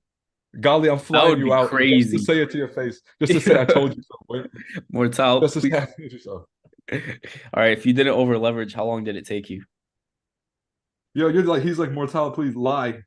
He said, I've heard, I don't want to hear 10 about this. trades in how many days, Mortal? Yeah, bro, please, man. Stop fucking with these one-word answers. This is like crazy. Watch. Deep says a psychology class instead. Well, if you ain't learned something about technicals while you're on here, but you're clowning yourself. That XD does not give me hope, Mortal. Yo, not at all. Mortal, you're out, bro. I'm about to ban you if you don't answer the fucking question. This boy's throwing XD emojis like it's 2012. Buddy, this is not Reddit. This is not Tumblr. Yo. All right, answer the fucking question. Someone said, Roy, are you gonna stop doing these streams? I was like, buddy, I'm not like, look, you can't rely on me, but I am gonna make you guys a promise, is that we're doing the 100 streams in a row and beyond. So right now, this is stream number 70 out of 100. We have 30 days left in the year. I'm gonna continue streaming every single day nonstop for the rest of the 30 days. You know what I'm saying? But I ain't leaving YouTube. They will eventually kick me off when the time is right, you know, because I say some wild ass shit. But until then, we just took off monetization from the channel. You know what I'm saying? No more ads on the streams. So fuck them. What can they really tell me? Fuck the advertisers. I'm pulling an Elon Musk, right? Don't advertise. That's what we're doing. 17% in 2 weeks is feasible. So Of course it's feasible. No, I'm proud of you, bro. My bad. I jumped to conclusions. You know, that's just my nature. Is that I made an assumption and an accusation against you, and I take that back. Caleb V said he made 2K. There you go. Love to see it. Mortal market kills leverage was maxed out. No chills. Yo. All right. Don't give me credit when you guys are making stupid decisions because you're gonna have to give me blame when you make a stupid decision, and I just don't want that. So if you make a great decision, I'll, take credit for that too. You did that shit, Mortal. A lot of people are out here watching, talking about, oh, third. You know what I'm saying? Oh, third. You're out here making some money and shit. So at least you're being productive and you did something with your life. Shout out to you. Let's get to this because I just want to roast Gavin Newsom for about 5 more minutes and then get back to real work. The issue is 7 out of the top numbers were 10 part of the murder rate. 7 of the top 10 murder rates in the United States of America are red states. He has a 66% higher gun death rate than the state of California. He has a higher murder rate. Go to places like Jacksonville. Go to places like Orlando. Go to places like Tampa. The murder rates are off the charts compared to cities like San Francisco.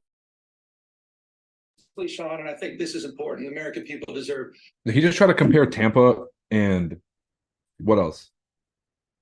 Bro, look at his face, man. Is there something off about Gavin, bro? He kind of strikes me as like possessed. Maybe that's that's disrespect. I'm not gonna fucking do ad hominem attacks, but the guy gives me the creeps, man. Y'all ever seen American Psycho? You guys ever seen American Psycho?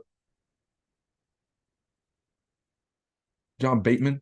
He gives you that fucking fake smile right before he look exactly like him.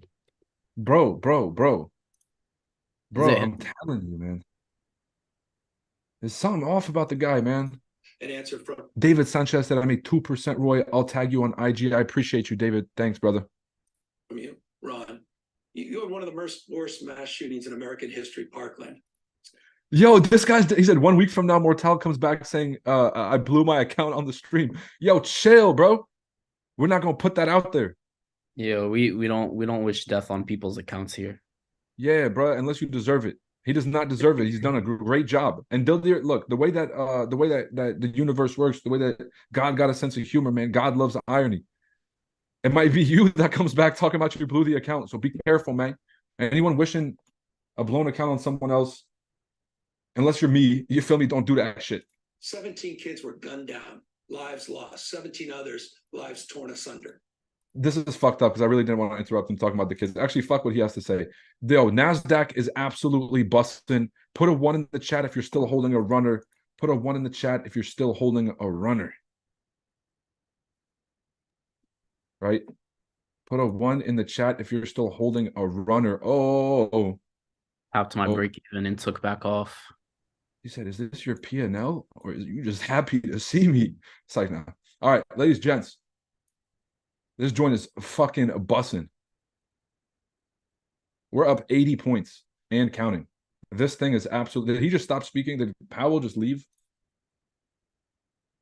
Yo, throw something in the chat, man. Throw a fucking like in the chat. Get the NASDAQ masterclass or you're a fucking clown. Get a NASDAQ masterclass or you hate money.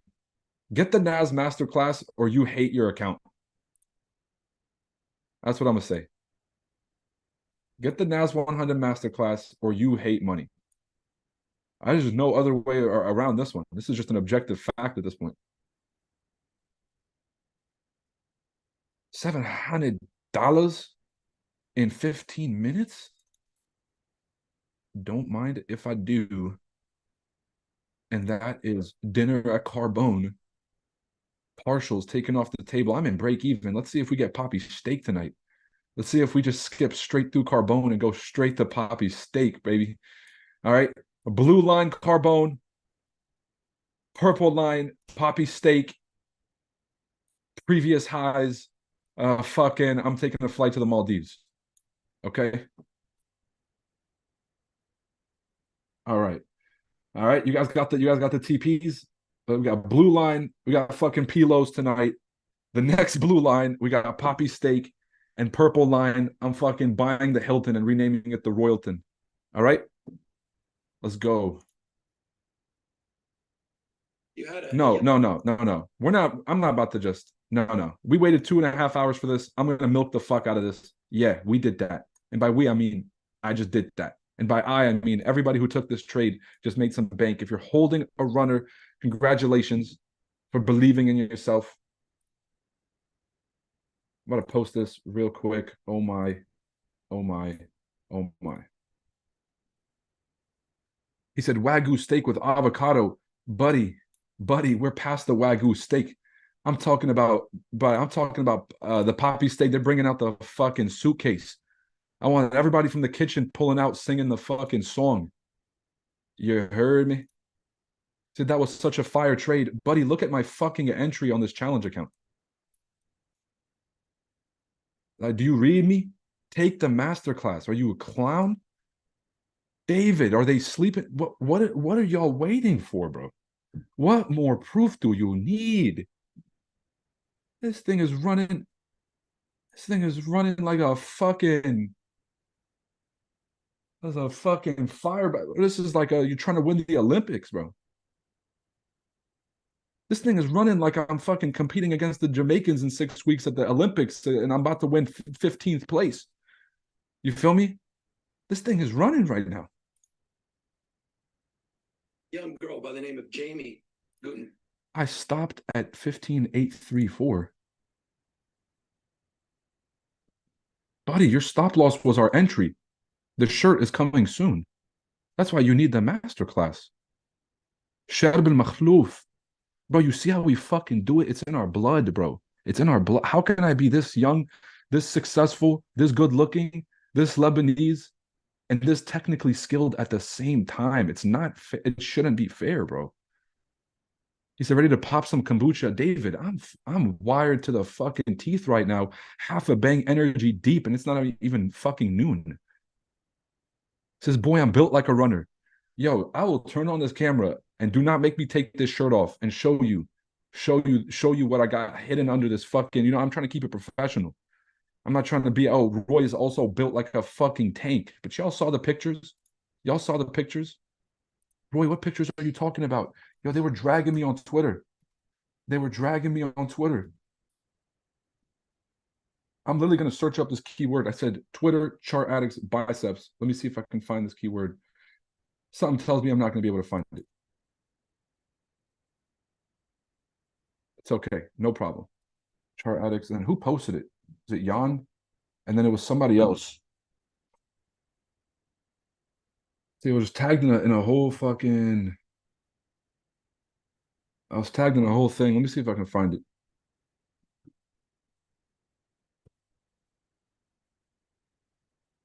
Why the fuck I gotta log in? Man. Give me a second, yo.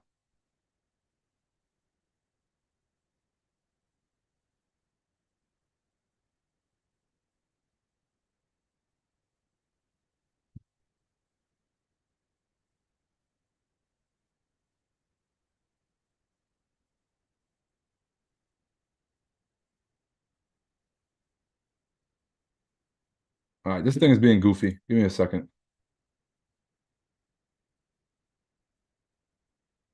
All right, we got it. Damn. They want to make me do the most. This is the guy that got banned off all the prop firms. I got a podcast with him coming soon. Why am I showing you guys this? Because I'm fucking huge. And I'm just going to show you guys this picture. Read the comments on this, man. So first off, I went out to Dubai with the guys. There's over $5 million in prop firm funding just in this picture alone. We were outside. I was feeling huge. All right. I hadn't done anything but sit on a plane and eat food for 5 days straight. So I'm built like a runner T. I'm about to fly back to Virginia and beat your ass. But look at these comments, bro. Matt, the guy from the fucking this AI bot from My Funded FX said he called me Dan Bilzerian. That's crazy. That's wild. You feel what I'm saying? Heads were hitting me with the fucking. Where's the replies? Called us scammers. I love that. 10 fucking views, bro. Horrible. Where's the fucking replies? This thing was hilarious. No, they were going for my life, bro. They were going for my life. They're saying I spend more time working out than live. It was all this shit, bro. All right, fuck it. I'm not gonna spend that much time looking for a comment. That's ridiculous.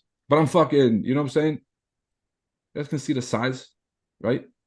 You see, was putting on. Yo, was he the same guy? Like recently he got banned from a prop firm, but they paid him out and refunded him first. And like basically their justification was that they were changing their business model and didn't want him there. No. I know exactly who you're talking about. He's the one who posted it. He kind of exposes all the prop firm bullshit, but I think it wasn't Top Step. It was like Bespoke Funding or one of those fucking bullshit ones that came out. Yeah. And they were like, dude, that was the stupidest thing I've ever seen. That's hilarious. Bro, how big does your payout have to be for them to do that? Bigger than my biceps, bro. Listen, he said, show the biceps right now. That could be the edit, Roy. Yeah, this is Photoshop, bro. So this is the camera guy. By the way, guys, if anybody's wondering who got me and Raja arrested, it was him. It's Cam. He also helped shoot the FX Summit, him and his team. This is the guy that got banned on all the prop firms. Newman, great guy. This is Jan. I met him. He's also a funded trader. He's up. This guy's up. Paladin, everyone knows Paladin at this point. This guy's a fucking industry plant now. You know, that's how big he got. And then, of course, Armand. I really like Armand. He's a UK-based trader. Really fucking talented when it comes to trading. So what's his strategy, bro? It's a bunch of bots and whatnot, I think. I don't know. We up. All right, take your partial profits, walk away, leave the runner, and have a nice day, everybody. I'm going to finish listening to this thing and roasting Gavin Newsom. Whose father pleaded with you to do something about it. And you know what you did? You did the exact opposite. You made it easier for felons to get guns without background checks, without any training. These people pleaded with you, the parents and the families, to get tough on gun safety. And again, you made it easier for felons. He said of you, Ron, and I agree with him, after you signed that concealed carry, which increases the likelihood, Fred Guttenberg said, of more Jamies losing their lives and more Parklands, he called you weak, pathetic, and small. So with respect, I appreciate you're talking to police officers in the state of California. You may want to spend a little bit more time, not on the Ohio Trail and other places across this country. You may spend a little more time back in your home state and address the murder and gun violence in your own backyard. So this is Imagine the governor of California telling him to go and address the crime in his backyard and the filth in his backyard. And San Francisco just saw the largest decline.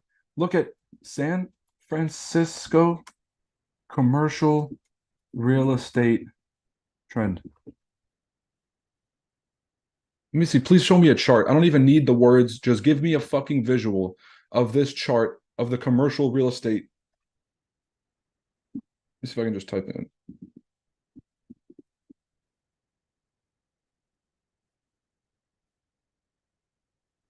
This is from the San Francisco government website. Look at the office vacancy rate. They're above 31%, guys. They're gonna, like, San Francisco will collapse. This is unbelievable. You can't just work from home your way into a society. Society does need to function. The electricians, the people who pick up trash, police, the people who, teachers, the people who keep society running, people who work at the power plants, like these are the people that keep society up and running. You can't just work from home your way, out of this mess. Look at the office vacancy rate. Talking about go handle things in your own backyard. That is nuts. Petty crime is at an all-time high. Let me see. Crime rates, San Francisco, LA chart. Let me see. Let me see. Let's go to the government. Okay, let's go see these crime statistics. Oh, hell no. Nah. Give me a chart, bro.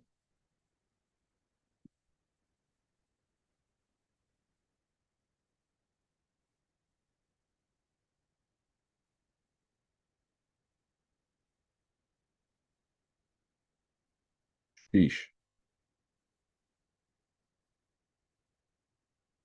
Come on now. This is the slick politician. You put up the rates. He has 500 per 100,000. Florida is 250. So that's almost twice as much. And he's trying to spin that to say California's doing good. People are leaving California in droves, largely because public safety has collapsed. They have, I mean, you go, when Californians come to Florida, one of the things they'll say, it's almost like an out-of-body experience. Okay. Do you guys want to know why these numbers are going down for aggravated assault, even though assault is up in California? You guys want to know why the homicide rate appears to be flat? Okay, well, that one appears to be flat. Reported cases of sexual crimes, robbery. There's nobody in the right mind that thinks that robbery, the rate of robberies is going down in California. Okay, what they're doing is they're not reporting it. They're not arresting people for it. It's catch and release for a lot of these crimes. And so it looks like they're kind of padding the stats by not convicting and by not reporting a lot of these crimes. That's how they're getting these numbers artificially low, letting their state turn into a fucking hellhole because they want to bring these numbers down and make them look better on paper. This is an absolute atrocity right here. This is not true. This is true. You can see by all the largest retailers leaving San Francisco in droves, including Elon Musk, including all of the largest firms have left. Target is leaving San Francisco. Starbucks closed over 100 locations in California. This is real. They can go to the store, get toothpaste off the shelf, pay for it, and leave, because in a lot of these places in California, everything's under lock and key because they basically legalize retail theft. They have chosen in California to put the interests of the criminals over public safety. They treat, they're easier on sex offenders. They're easier on all these crimes that are leading to a collapse in the quality of life. And if you just walk around San Francisco, you will see, and I think it's interesting, Gavin Newsom was mayor of San Francisco. So he took the San Francisco model, turned that into a template for California's collapse. Now the left wants to take the California model and use that as a template for America's collapse. We cannot let Hold on, this wait, I gotta, no, I gotta follow up question. You brought up Jacksonville. That was so well said by Newsom. He said they took the shit. He took his shitty policies when he was the mayor of LA and then took them to all of California and ruined California. Now they want to take the shitty policies that have ruined California and they want to take it to America and ruin America. That's The Governor, San Francisco is 126% higher. Governor, let me bring up It's 84%. the next higher. question dovetails In into Tampa, this. it's 75% higher. What? Let me also say, What are you talking about? you're when just it comes to jabbering. this? I know No, you like just to jabbering. By jabber. the way, those I are know you all like easily to, I know you fact like checked. to lie. Anytime you're uncomfortable, He put you, he just put make the stuff up. statistics up there. Those are all Your facts. crime is What are you higher. doing We about know the your gun crime's murder rate? higher. Gentlemen, We know- gentlemen, What are you I'm doing gonna move about on. gun murder rate in your state? We'll let the audience, Murders in the we'll state of let the audience look at the I think numbers, it's the shameful FBI numbers and kids decide. to the According to the Yeah. gun control advocacy group, every town for gun safety. Yep. Okay. California has the most, as you support, I know, Governor, restrictive gun laws in the United States. Yes. Florida has the 19th most restrictive.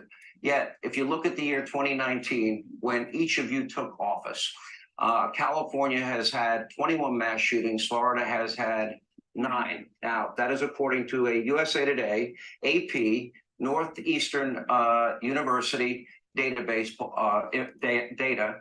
Keep in mind, a mass killing is defined as. All right, just a heads up, everybody. Price is back at the smaller time frame TP2, so we're at that 38 fib. In case everybody, the masterclass folks, you guys know exactly what I'm talking about. And then we have the higher time frame on the 4 hour. We are rejecting TP1. Okay, so TP1 on the 4 hour is right here. TP2 on the smaller time frames is at the same spot. So this is the best place. Take whatever you guys want off the table. Everything from here on is going to be extra credit. If it reverses from here, don't be upset that you didn't take something off or that you didn't protect the trade. If it continues to run to the top of the weekly range, which I believe it will by the end of the session, then leave a runner for that, to capture that. If you guys want to be out by all the trades by the end of the trading session, set a hard take profit at just the 16,000 flat. Just have the market come push back up and you'll be closed out of your trade. Okay. The intentional killing of 4 or more victims, excluding the deaths of unborn children and the offenders by any means within a 24 period of time. I believe Governor DeSantis, you get this first. What California wants to do is they want to make it harder for law-abiding citizens to defend themselves. Then they go easy on the criminals who are perpetrating the crime. They don't stand up for the men and women of law enforcement. That's why a lot of people have left the state, because they don't get the support from the communities that they need. And, Gavin told another lie. He said we made it easier for felons to do. Felons are not allowed to possess firearms. That's federal law. That's been long No standing. background checks. That is an No background absolute checks. lie that he's saying No like that. background That has checks. nothing to do with buying or purchasing a weapon. So that's just a lie, another lie that's coming up. But here's the thing. People are leaving California in droves because he has failed to stand up for public safety. They are on an ideological joyride to let people out of prison early, to go easy on. Heck, your buddy, Gavin's buddy in Los Angeles, Gascon, he doesn't even prosecute. When you have I was in Southern California for the Reagan debate, a lot of the women Ron. have to take off all their jewelry just to be able to go shopping, because otherwise they're going to get mugged. That is the reality that people are facing. Same with the UK, by the way. Anybody here from the UK, same exact deal. You guys can't walk around London with that jewelry on, go shopping either. And same with Paris. This is a reality in a lot of cities. In California, Gavin can try to put lipstick on that pig, but the fact of the matter is he has failed the people of California. I love this guy talking about backing the blue when you dangle pardons for January 6th insurrectionists. 85 of them. Oh my God. Were literally charged with attacking law enforcement. You talk a big game about backing the blue. With all due respect to the crime rate, again, So look, every single time there's a fact that gets thrown out that is very clearly against the favor of California, Gavin Newsom hits him with some like catchphrase talking point. So what are the catchphrase talking points against the right, and what are the catchphrase talking points against the left? The catchphrase talking points against the left are soft on crime, trying to indoctrinate children, and being socialist, right? Those are kind of like the big kind of boogeymen that you just throw out there. For the right, it's like in the word insurrectionist. Okay, that's like, oh, you guys tried to incite an insurrection, and then the other one is like removing women's rights. So because of the abortion sort of issue that came up in the last few years, this has become a huge topic. And there's a bunch of other stuff, like they just want to close the borders forever, whatever it might be. They're just using these digs. But right now, when Sean Hannity is asking specifically about the rates of crime in these cities, instead of responding to it every single time, he's out there hitting them with some left-leaning talking point kind of one-liners. He's not answering the fact that he has a higher murder rate than the state of California, a 66% higher gun death rate than the state of California. And I can easily answer this point. Gun safety saves lives. I don't think it, I know it. And the data bears that out in the state of California. California proudly does lead in terms of common sense gun safety. Common sense gun safety saves lives. You had the chance to do something meaningful. You had a chance to do something on behalf of those Parkland families. You did the exact opposite. You moved in the exact opposite direction. So this is from the CDC's website for the death rate from firearm death rates by state. California, so Texas is number one. California ranks higher than Florida.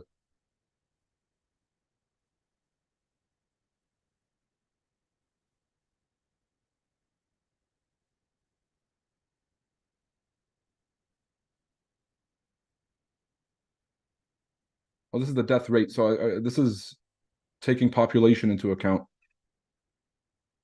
Oh, so California is down here. So they have a lot of deaths, but comparatively to other states, or compared to other, based on their population, nowhere near as high as Florida. Florida's where?